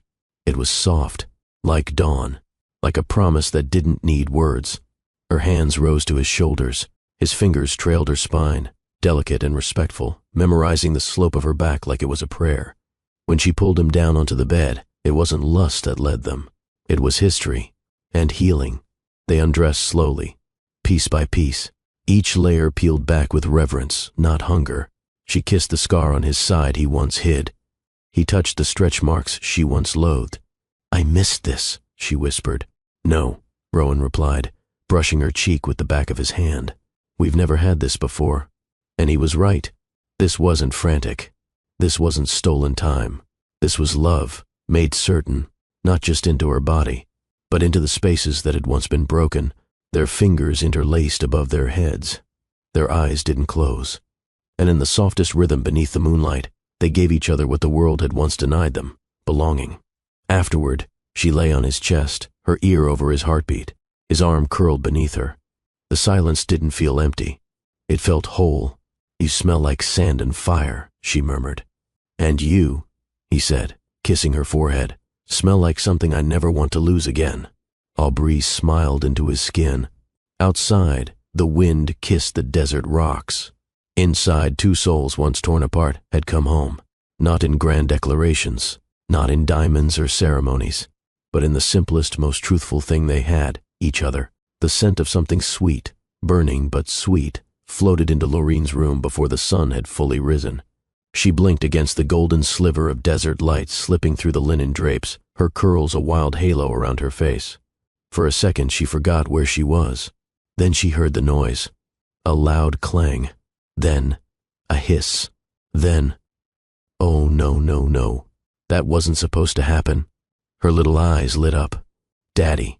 She leapt out of bed, bare feet pattering across the marbled floor as she raced. Down the hallway of her new home, Rowan's villa, now slowly becoming theirs. The kitchen was a glorious mess. There was flour on the counter, a bowl tipped sideways. Batter dotted the floor tiles. A tower of lopsided pancakes rested on a plate that looked more like a surrender than a meal. And in the center of it all was Rowan, shirtless, barefoot, armed with a spatula and a look of sheer confusion. Lorraine gasped dramatically. "What happened in here?" Rowan turned, face smudged with flour. He grinned. "Morning, Your Highness." "I was trying to make pancakes." "You murdered them," she said, eyes wide. He held up one that had folded in on itself like a wilted flower. "Okay, this one committed suicide." She giggled, hard, the kind of giggle only children who feel safe can produce. From behind them, Aubrey appeared, tying her robe with sleepy elegance, one brow raised at the chaos. "I leave you alone with her for one morning," she said, surveying the disaster, "and you start a flower war." Rowan turned sheepish. "I was going for a domestic masterpiece." "Well," she said, pressing a kiss to his cheek, "it's definitely domestic." Lorraine climbed onto a stool and grabbed a fork, completely unbothered by the mess. "They smell good. Can we still eat 'em?" Rowan served her a warm one, proud like he'd just plated gold. She took a bite. Her eyes lit up. "Mommy," she said with a full mouth, "this is so not bad." Aubrey smiled. They sat together at the breakfast table. No grandeur, no formal plates, just three people on mismatched chairs, laughing between mouthfuls, passing syrup and telling stories like time was their only currency. Lorraine dipped her finger in the syrup bottle when no one was looking. Rowan caught her but winked like it was their shared secret. Aubrey watched them. The way Lorraine looked at Rowan now was different. It wasn't cautious anymore. It wasn't curious. "Hey," Rowan said as Lorraine reached for another pancake. "After breakfast, I want to show you something." Lorraine's eyes widened. "Is it a pony?" "No." "Is it a real princess dress?" "Nope." "Is it—" "It's a tree house." Lorraine paused. "A real one?" "With a ladder, a hammock, and a telescope." Her mouth dropped. "You built it?" "I designed it, with you in mind. It's at the back of the garden." Lorraine gasped, then launched herself from her chair, straight into Rowan's lap. "You're the best almost daddy in the whole world." Aubrey's breath caught in her throat. Almost daddy. Later, after they'd finished breakfast and wiped the syrup off their faces and counters, Rowan lifted Lorraine onto his back. She squealed, arms wrapped around his neck as he carried her out toward the garden. Aubrey trailing behind them in bare feet, laughter echoing into the sun. And in that moment, no one needed to define what they were. Not husband, not wife, not stepfather or mother of his child.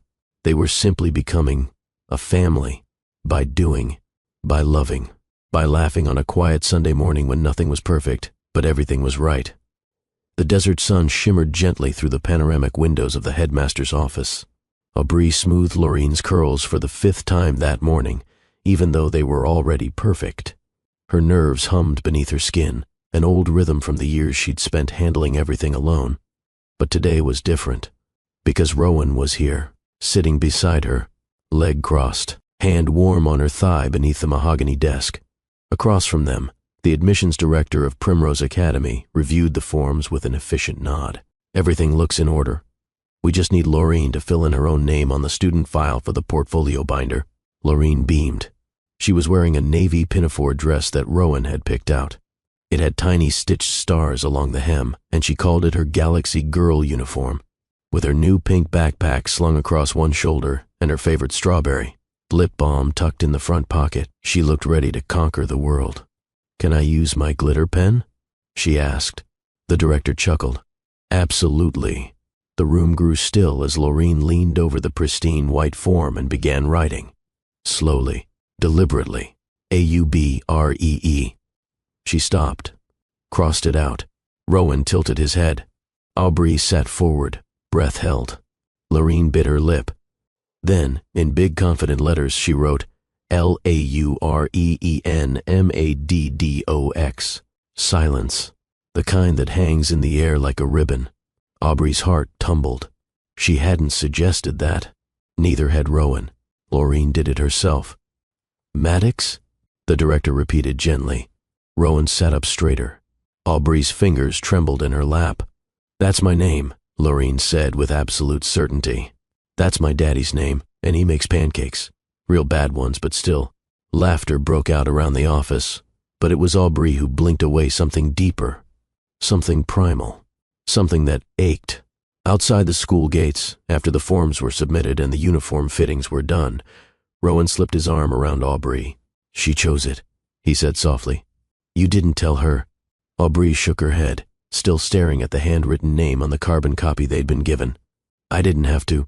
"She sees me," he whispered, voice thick with reverence. "You let her," Aubree replied. "You didn't force your way in. You showed up, quietly." He nodded. "You're building something with her that can't be bought, Rowan. And with you?" She looked up. His face was raw, open, unarmored. "With you," she said. "I'm learning to let someone carry the weight beside me." They walked hand in hand through the palm-lined sidewalk, the dusty gold of the desert air glowing around them. In Rowan's back pocket, the copy of the school form peeked out like a badge of honor. Laureen Maddox. 3 simple words, but they told the whole story. Of healing, of trust, of chosen family.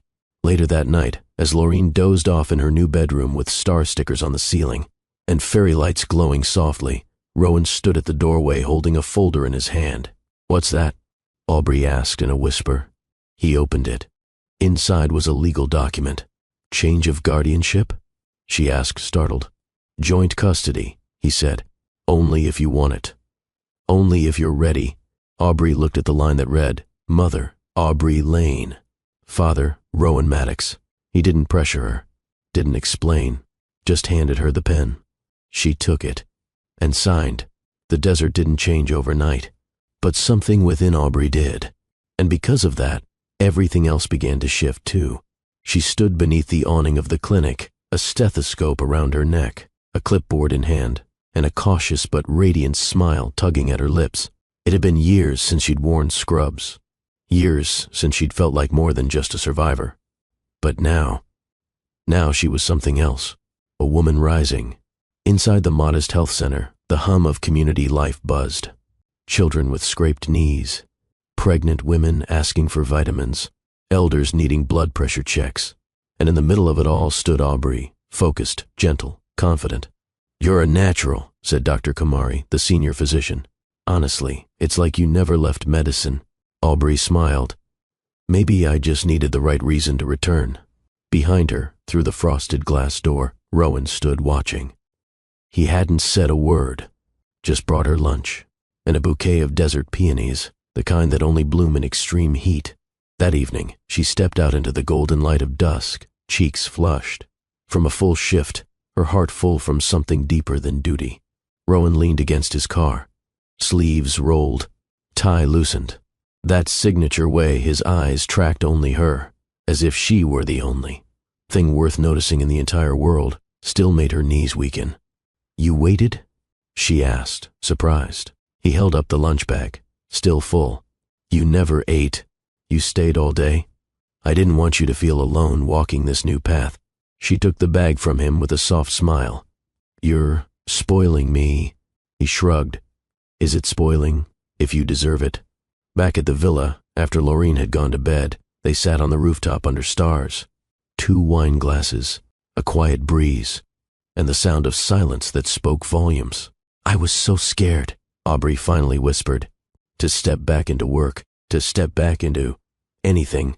I know, you didn't try to fix it. No, you didn't try to take over. I've learned you don't need rescuing. She turned to him, eyes shining, heart wide open. I need partnership, she said. A life shared, not controlled, just held. Rowan reached for her hand, held it. Then let's hold it together. Weeks passed. Routine settled in like honey over bread. Mornings became sweet chaos with Laureen's school prep. Afternoons found Rowan sneaking into the clinic just to steal a kiss from his girl in scrubs. Nights were for stories, giggles, and sometimes quiet lovemaking beneath linen sheets. Not hurried, not desperate, but worshipful. Every time Rowan kissed her, it was as though he was thanking her for not giving up, for blooming again. One afternoon, Aubrey was organizing patient files when she heard Rowan's voice outside. Wait here, he said to someone. Curious, she peeked out and saw Rowan helping an elderly man out of a car. The man leaned heavily on a cane, his skin darkened from years under sun, his eyes wary, but Rowan's arm was steady beneath him. Aubrey stepped forward. Oh, who's this? Rowan smiled. This is Mr. Yusuf, the man who gave me my first job, and the man I once ignored after I made it big. The old man looked away, ashamed. Rowan placed a hand on his shoulder. I never said thank you, Rowan added. So today, I brought him here, because the clinic you help run now, he needs it. Aubrey's eyes filled. She took Mr. Yusuf's hand and guided him inside. That night, Aubrey journaled beneath soft lamplight, her handwriting small but steady. The desert was never empty. It was just waiting. For roots, for rain, for us. Sunday morning smelled like toast and acrylic paint. The villa's sunroom had become Laureen's art corner. Paper scattered, colored, pencils in glass jars, the soft hum of children's music in the background. Rowan sat on the floor in his dress shirt, sleeves rolled up, tie tossed somewhere near the couch. He was attempting to help with a puzzle, but Laureen's focus was elsewhere. Her tongue stuck out slightly as she leaned over a thick white page, sketching, with the same intensity her mother used when focused on a patient. Aubrey watched from the doorframe, sipping her tea. She's quiet, she said softly. Too quiet, Rowan replied, arching a brow. That's how I know I'm about to be roasted in a drawing. A giggle erupted from Laureen. I'm almost done, she announced. Rowan raised his hands. I didn't say anything. You don't have to, she replied without looking up. I just know. 5 more minutes passed before Laureen turned the paper around with dramatic flair. Ta-da! Both parents leaned in. And there it was. A drawing of a stick-figure family, 3 of them, beneath a giant golden sun. The son had a smiley face. The mommy had long hair and was holding a stethoscope. The little girl had curly hair and puffballs and a pink bow. And the daddy? The stickman was wearing a tiny drawn suit. But what made Rowan stop breathing was the detail on the figure's left arm. A small red scribble. Laureen had drawn his birthmark. Rowan didn't move. His hand, which had reached out to touch the drawing, stayed suspended in the air like it had forgotten what to do. Aubrey's gaze slowly turned to him, softening with quiet understanding. You put the mark?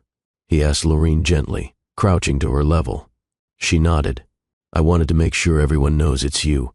Why's that, Pumpkin? Laureen looked up at him, eyes wide with certainty. Because that's how I knew you were really my daddy. You have the same red spot I do, on my back. Rowan swallowed hard. Aubrey's hand tightened around her teacup. That night, Rowan didn't sleep. He stayed up in his study, the drawing now framed and placed gently on his desk. He stared at it like it held a secret, like it had unlocked something long buried. He remembered the day he first saw the mark on Laureen, the way it mirrored his own. Back then, he thought it was coincidence. Back then, he still believed he was undeserving. Now, he saw it for what it was. Proof, not just of biology, but of connection, of destiny woven in skin, of a story that had waited patiently to be retold. The next morning, when Aubrey walked into the study to find him still in his chair, head resting against the leather cushion, she didn't speak. She just reached over, took the framed drawing, and placed it on the wall. Right above the fireplace, a symbol, a declaration, no longer hidden, no longer denied. A family, whole. Later that afternoon, Laureen came home from school with an art competition flyer. "Mommy, can I draw our family again for this?" she asked excitedly. "But this time, with colors?" Aubrey smiled. "Of course, baby." Rowan leaned down. "Do you want to draw us in the villa or under the desert sky?" Laureen giggled. "Under the sky, with stars and camels and cupcakes." "Cupcakes?" Rowan laughed. "I get creative when I'm happy," she said, matter of fact. He watched her skip off, and then turned to Aubrey, voice low. "She's giving me pieces of her heart I didn't know how to ask for." Aubrey placed a hand on his chest. "She's giving them because she sees yours. Open, steady, ready." That night, they tucked Laureen in beneath fairy lights and a purple blanket. She drifted off holding a colored pencil in her hand. And as the stars began to prick through the desert sky, Rowan whispered into the quiet. "She drew me into her world before I even knew I belonged." And Aubrey whispered back, "She always knew." The sun dipped low across the desert horizon, casting the dunes in shades of amber and rose. Rowan took off his shoes first. Then Aubrey followed, sandals in hand. They walked barefoot, slow, steady, side by side. Each grain of sand beneath their feet seemed to whisper every step it had taken to bring them back here. Laureen was back at the villa with their trusted nanny, her laughter still echoing faintly behind them. But here, in the hush between heartbeats and open sky, it was just the two of them again. And this time, they didn't need to run. "Remember the first time you brought me here?" Aubrey asked. Rowan nodded, eyes scanning the familiar stretch of golden earth. "You said the dunes would erase everything behind us, that the desert didn't keep records, that it gave second chances." He stopped walking and turned to face her. "And yet, it remembered you." She smiled faintly. "Maybe it knew we weren't done." Rowan's eyes darkened, not with regret, but with reverence. "I've tried to be many things," he said. "CEO, healer, son, even a ghost of myself. But the only title that ever fit me is the one I walked away from." Aubrey tilted her head. "Which one?" "Yours." Silence fell like a prayer. A breeze passed between them, wrapping around their bodies like a silk ribbon, drawing them close again. Rowan reached for her hand, his grip firm but tender. "No more running, Aubrey."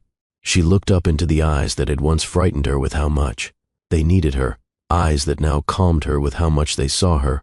"No more hiding, Rowan." They stood still for a moment. Then, instinctively, they began walking again, this time toward the distant ridge where the stars would soon rise. His arm slid around her waist. Her head leaned into his shoulder, and neither said another word for minutes. Because some truths didn't need to be spoken anymore. They were already etched in each heartbeat, each touch, each glance. Halfway up the dune, Rowan paused again. He knelt in the sand, reached into his pocket, and pulled out a small velvet pouch. Aubrey's heart stopped. "No," she said quickly, half laughing, half fearful. "Rowan, we just got here again. We're still healing." He opened the pouch, not to reveal a ring, but a necklace, a simple gold pendant. Inside it, a tiny photograph of Laureen, and the first drawing she ever made. "This isn't a proposal," he said. "It's a promise." Aubrey stared at it, tears brimming. "That I'm not leaving again. That I'm not asking you to forget the pain. I'm just asking to stand in it with you. Every day. Every time the sun rises over these dunes." She didn't speak. She just bent, kissed the top of his head, and pulled him to his feet. And then, she slipped the necklace on herself, let it fall between her collarbones, let it rest against her heartbeat. They continued walking, and the stars began to shimmer above them. A sky full of witnesses, a sky that had watched them break apart, now watching them come back together, not in the way they once were, but stronger, full circle. The villa was quiet when they returned. Laureen was already asleep, curled up with her stuffed dolphin, the one Rowan had impulsively bought on a random grocery run weeks ago. The same dolphin she now refused to sleep without. Aubrey pressed a kiss to their daughter's forehead, smoothing her braids with practiced care. Rowan stood in the doorway, watching, memorizing. feeling everything. When Aubrey turned back toward him, he held out his hand, not like a lover this time, but like a partner. She took it without hesitation. They stepped out to the courtyard under the moonlight. There was no music, no ceremony, no crowd, just the sky, the earth beneath them, and the shared air between their quiet breaths. Aubrey wrapped her arms around Rowan's waist. Rowan rested his cheek on her hair. It was not a fairy tale moment. It was better. It was real. In a low voice, Rowan began to speak, not just to her, but as if the sky itself needed to hear. There was a time I believed love meant control, precision, protecting my world from anything messy, unpredictable, or painful. He paused, tightening his embrace. But then pain found me anyway. It stripped me down. It made me bleed. It forced me to face the man I was, and the man I walked away from being. Aubrey's arms curled tighter. Sometimes you have to lose everything to gain what truly matters: truth, family, forgiveness, and love that doesn't come with terms. He pulled back and held her face gently in his hands. "And I've found all of it in you," he whispered. Aubrey's eyes welled. "I've always carried you," she said, "even when I tried not to." They kissed again. But this time, it wasn't about need or passion or even comfort. It was a seal, a covenant, a beginning written in breath. Love isn't a fairy tale with smooth chapters. It's raw. It's painful. It's redemptive. It asks for truth when lies feel safer. It demands humility when pride wants to win. And if you're lucky, if your heart still dares to hope, it leads you back home to arms you were never meant to leave in the first place. Comment: truth, family, forgiveness, love. If you believe real love begins when pride ends, share this story if you believe someone still deserves a second chance. Subscribe for more stories that remind us what truly matters.